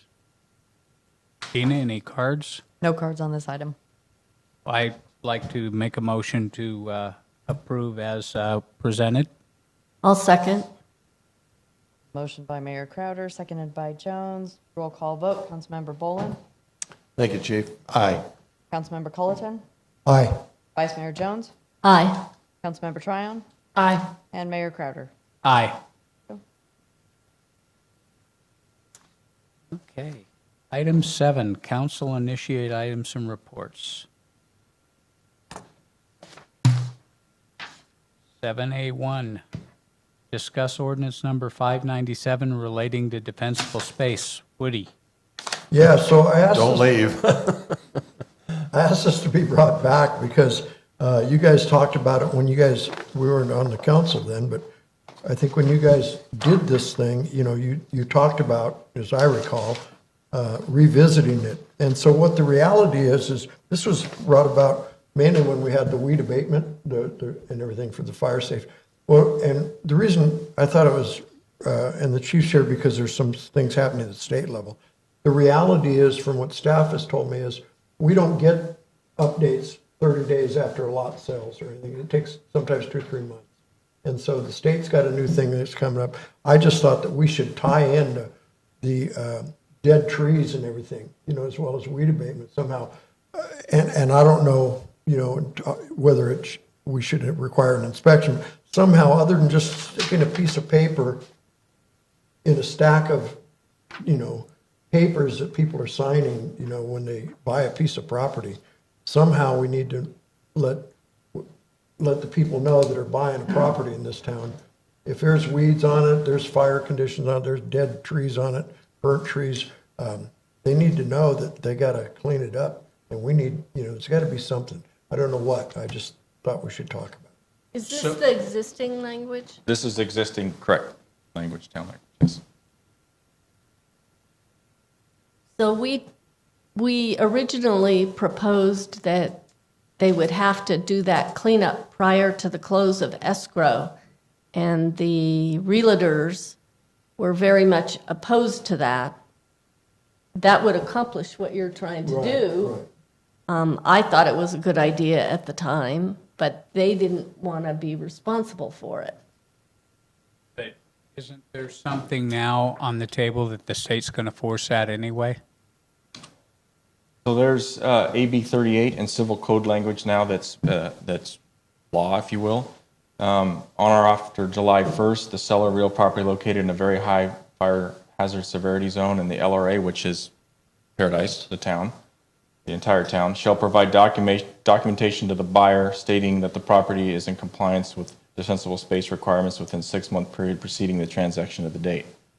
However, I want to point to the second part of this. On the same time frame, July 1st, 2021, if the seller of the real property has not obtained documentation of compliance for defensible space, the seller and the buyer shall enter into a written agreement whereby the buyer agrees to obtain documentation of defensible space compliance within 1 year of the date of close of escrow. 1 year? That's Got too through the long. fire season. So I think the underlining thing in here is we don't have any way for these people to comply and make this happen. Right now, we, through the town, we provide, yearly, we provide defensible space inspections with the intent of doing the all 11,486 parcels. That defensible space letter and process is what we're using now. Essentially, that is what they would need to sell the property. So if they were to call in, which we've had a total of 4 people call our fire inspector since this, our ordinance was enacted to get an inspection done, we go out and do the same defensible space inspection out there right now. That's the process. That would also be what the process if we follow the state ordinance. So compliance with our current ordinance, it does not meet the state mandate for July 1st, so we need to rework the language anyway, but I would question that how do we enforce this at all across the town, let alone across the state, because I'm not sure how people are going to comply with this. If they have a year to get it after the close of the sale, there's nobody checking that, if that makes any sense. Maybe we should go back to it has to be done before the close of escrow. That's kind of where I was going by bringing this up, was just we make them get a septic tank and clearance. And what I was thinking about, like when on this thing, when it says what compliance with defensible space, if I've got an empty lot and I want to sell it and it's got 5 dead burnt trees on it, would that be compliant with defensible space? I'd have to look through the standards on that. Having a dead tree necessarily, if it's not near a structure or in the 30-foot right-of-way over acre and a half. So now we're up against is lots are selling, and what do we have, 600, 700, 800 lots that have dead trees on them that are not in the state program, they're not in the private program, that some of the trees are even outside of any of those programs. And so we're gonna have to go get into abatement on all that stuff. Or maybe if we change this, so when you sell a lot, if you got, somehow somebody's gotta take care of it. I don't know if we can do it. I just thought I wanted to put it on here to talk about it. Might help us with that. I think it'd be good to come back with maybe some ideas next meeting of what would work. When are you guys going to start? I mean, last year we started the inspections a little late. Do you know when you're going to start them this year? We intend to starting May is our May. intent. The letters were supposed to go out through creative composition here at the beginning of March, but that's been delayed because of some of the parcel addresses from the county weren't correct to get mailers. So I'm told by Friday the mailer will go out. We're still intending on starting inspections in May. Good. So that'll be about 3 months ahead of last year's schedule. If we made it a condition of a sale, if we made it an ordinance that made it a condition of sale. And they would have to get a letter from you guys saying it was compliant. So that would be an inspection you'd have to go do. It could potentially be another, And and I would want that- to, would there be a cost associated with that? no, there's no cost associated. It's the same defensible space inspection we tend to do every yearly on the same piece of But property. potentially, if we have 100 lots sell in the next 3 months, randomly, one every 3 or 4 days, somebody would have to go out and, Well, they would, unless, depending on how the ordinance was written, but if they had that inspection within the last 6 months already, that defensible space level could it be would. done with Google or anything like that? Or a drive-by, just? No, it has to be in You gotta person. physically go. Yeah, it has to be in person. That was my whole point, was hopefully it would give us, right now in wintertime, if you sell a lot, there's no weeds on it, no big deal. But we got a bunch of dead trees on it. And that's one of the things we're gonna have to deal with at some point. So maybe if we just put it in the mix, you gotta have the septic inspected. You need to have your lot inspected to see if it's fire safe. Otherwise, before you can close escrow, you're gonna have to hire somebody to.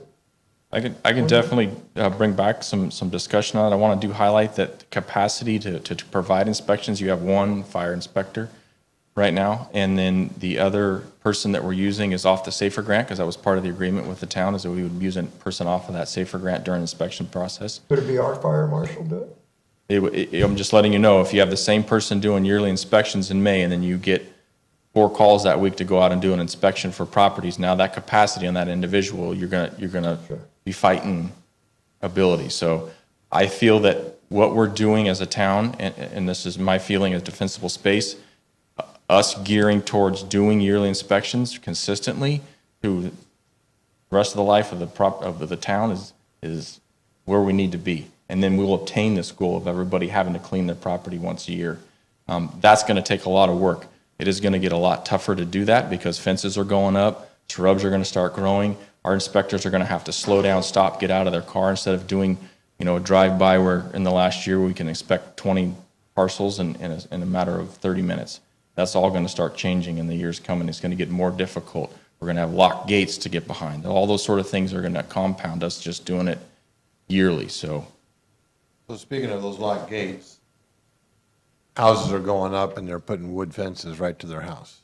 Is that part of your defensible space inspection?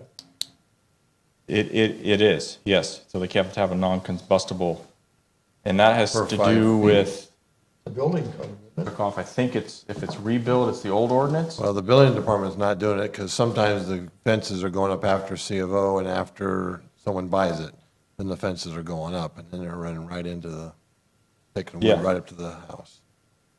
Somebody's telling them that's not right, though, because I've seen several homes that did that, and then later on, they replaced that wood gate Some- with a metal gate. Some Yeah, have, we've had but a not lot a of- lot of them, Yeah. not some I've seen, so. So that would be part of your guys' inspection? It would be, and I need to get clarification on Susan on how that falls into the inspection process. And then, yes, if we were to have If that. you could do that, because that was one of the big items that we were told by the fire science people. Right. That was the wick. Yeah. That brought it to the house, and, if we don't do it, let's just take the ordinance off. I mean, let's say it's not important, and let's get it off. And a lot of people get a permit, build a house and get final, get their certificate of occupancy. And that They becomes, put the fence up later. yeah, and that becomes the challenge on our part when we go back and say, I know. do we know if it was part of the current building standards or was this a old, And that's the tough part. I mean, I don't remember if the ordinance talked about existing or if it was just all new. I believe it's all new, yeah. So we can't say anything to existing, so. Right. Yeah, it's a challenge, Yeah. but I don't disagree. Good luck. So you just want some ideas back is what you're looking in for? this Mayor? And a ordinance, recommendation. It puts the burden on the buyer. I know like a lot of other septic inspections and stuff like that, that's part of the negotiation. Like sometimes the seller will have to pay for that or vice versa. So are we wanting to stick with, okay, it has to be on the buyer, or is that something that the buyer and the seller can I think they negotiate? can negotiate. I don't care who they can pays for negotiate it. it. I just think it should happen prior to the close of escrow. Okay, I'm just saying that the way this is written, it's on the buyer. that the buyer has to do it. But I'd like to point out, and maybe our attorney can jump in here, but the state mandate is what's going to have to be nothing less than that. Right. Right, no, we Yeah. can make it more restrictive. So, And saying it would happen prior to the close of escrow would be more restrictive than the state. I believe so, yes. Yeah, 'cause they have. So- How that mechanism is going to happen, I'm not familiar with. That's going to be the challenge, is how are we going to gain that compliance? Who's Well, going it to has do to be that? the title company. The title Correct. company can't, finish it out until they have that piece of paper. And we want to jump in here. We've talked about that. Yes, we have. Pushback. We talked about this, Garrett and I, at some length today, and I'm not making any recommendation. I'm just, some of the practical realities that are difficult that fire department or somebody's going to have to consider. So we're talking about the buyer or the seller are going to be forced to comply before they close escrow. How is this going to be monitored? How is it going to be enforced? It's December 15th, it's raining out, somebody's entered into a contract to sell their property. It's a 30-day escrow. We don't even know there's a contract yet.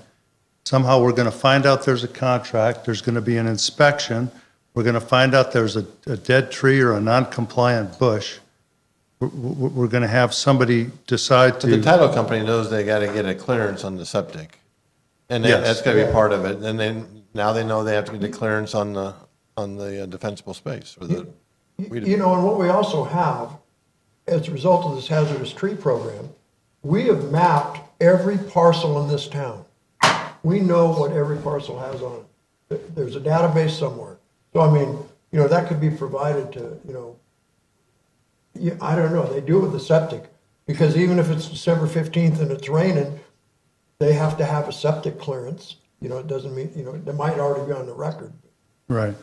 I don't Just, think, you don't have to have a septic clearance to sell a lot. Not to sell a lot, only if. So, there's a yeah, house. there may be enforcement or practical issues that scramble things up. I'm just bringing it up for whatever's considered that council might want to think through.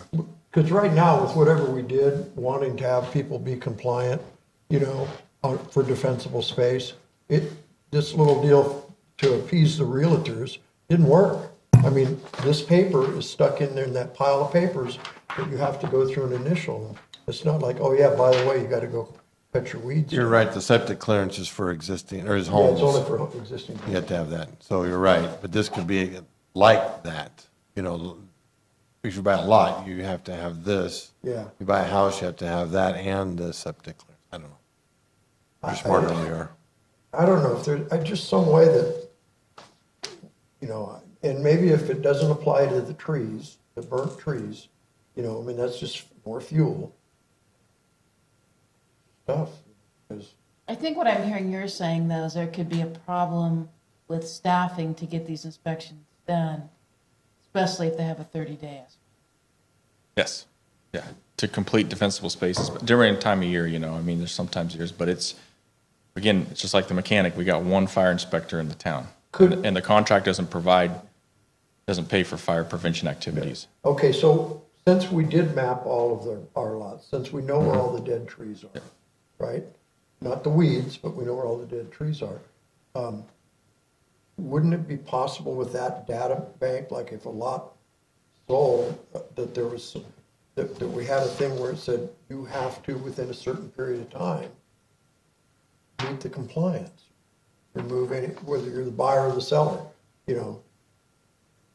Well, that's what the state. Yeah, but that's thinks. a year, we can make it more restrictive than that, right?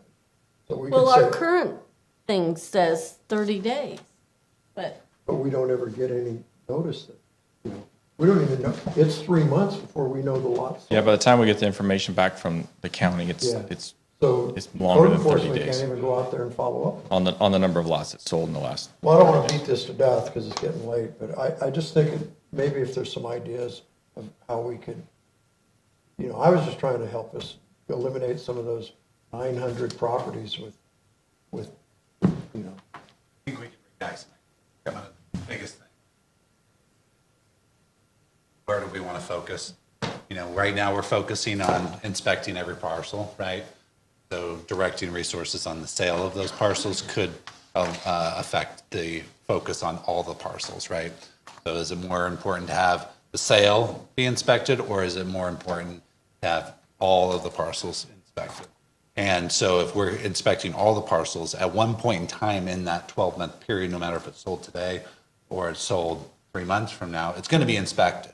And so you kind of have like a time lapse there that we're not capturing currently because we're not getting that data anyway, but we're hoping that we're getting into the cycle that, like what he was saying, is every year this is going to be part of our normal course of operations.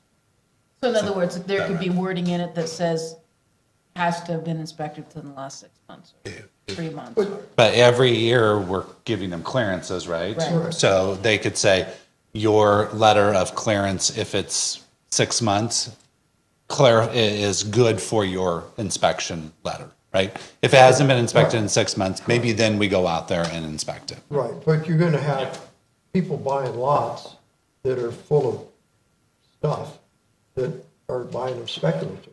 They're not gonna build on it right away, they're not gonna clean it up, they're just gonna buy Then it 'cause it's we cheap will to hold inspect on that to. within a period of time, and they will get a letter that says, go clean it up.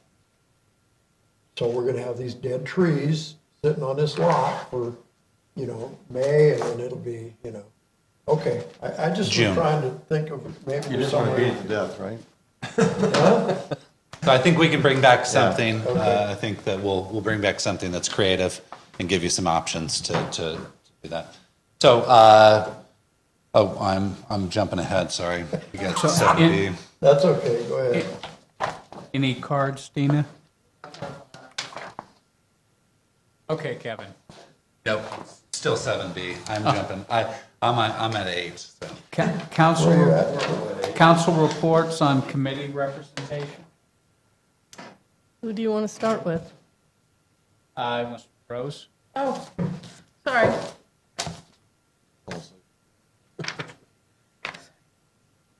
Let's see. So on the 22nd, I attended a meeting with Four Leaf with Mike Renner and Councilman Crowder and Kevin. On the 24th, I was on the call for the Board of Forestry and for the fire safe regulation workshop. There were people there from other also burnt towns. They are still allowing a 20% increase in the build. They're allowing, like if you had a garage, you could rebuild a garage, but if you didn't have a garage before, you can't build one now, is kind of how they're looking. The setback for me was still an issue, and they did not spend a whole lot of time on the setback. And if there's other people here, then they might know more about that. And then on the 25th, I attended the Butte County Air Quality Management meeting. And on the 4th, I attended a meeting with the lobbyist, with Jody and Woody? I think we interviewed some people for Measure V, and I don't know that I did anything else other than that. If I did, I don't remember. I attended the Butte County Association of Governments and the meeting on the state advocacy program, and I attempted to attend the sewer advisory committee, which had technical difficulties and was rescheduled.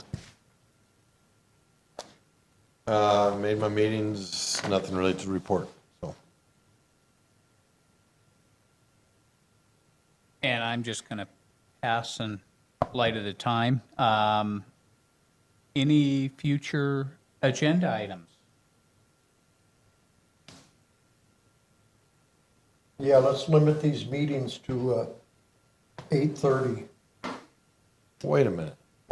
You're in control. You are in control. Okay, just thought I'd mention it. He has. Town manager report. I have a 30-minute presentation that I'd like to. Cool. So, real quick, we issued the RFP for legal services. Mark was a big support on that, and I believe we've gotten quite a few downloads on Yeah, I that. think 30 firms have downloaded the actual RFP. Oh, good. Not just receiving notification. The goal setting, I know that that's been out there to set a date. I do think it's really important for everybody to be in person on that.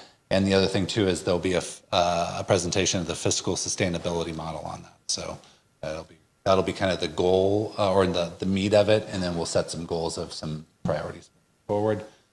We talked about the state lobbyist, fire safe education.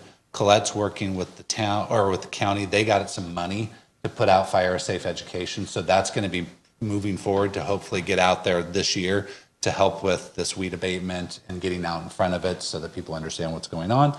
And then planting trees around their house and all the stuff with that. Correct, exactly. And we also did a tour with the Fire Safe Council, myself and Katie, and they're doing some really cool stuff out there off of, Merrill. And they are clearing all that area all the way to the hospital, and then they're bringing in goats, and the goats are in there right now, kind of creating that buffer. So kind of really cool stuff that the Fire Safe Council's doing. And then one positive thing too, on March 24th at between 5:30 and 6:30, Chief Reinbold will be getting the Red Cross Philanthropist of the Year award at their annual gala. So you guys are invited to join the annual gala. So, what award? I have to say it again, the Philanthropist of the Year. Really? Yes. And so it's March 24th. It's virtual, but it's free to join. So I can send the link. I'll have Dina send the link out, and you can chime in and see him get his award. I have a question. When do you think we might be able to let the public come to our meetings again? Tomorrow at 12. Tomorrow after 12, we will allow the We're public moving to the red, at 12. so our next meeting will be open to the public. Yeah, with limited capacity like we did before with the same requirements. What's the limited capacity? I have to look back at what our limited capacity was. I think we social distanced the chairs is where our limited capacity came into effect.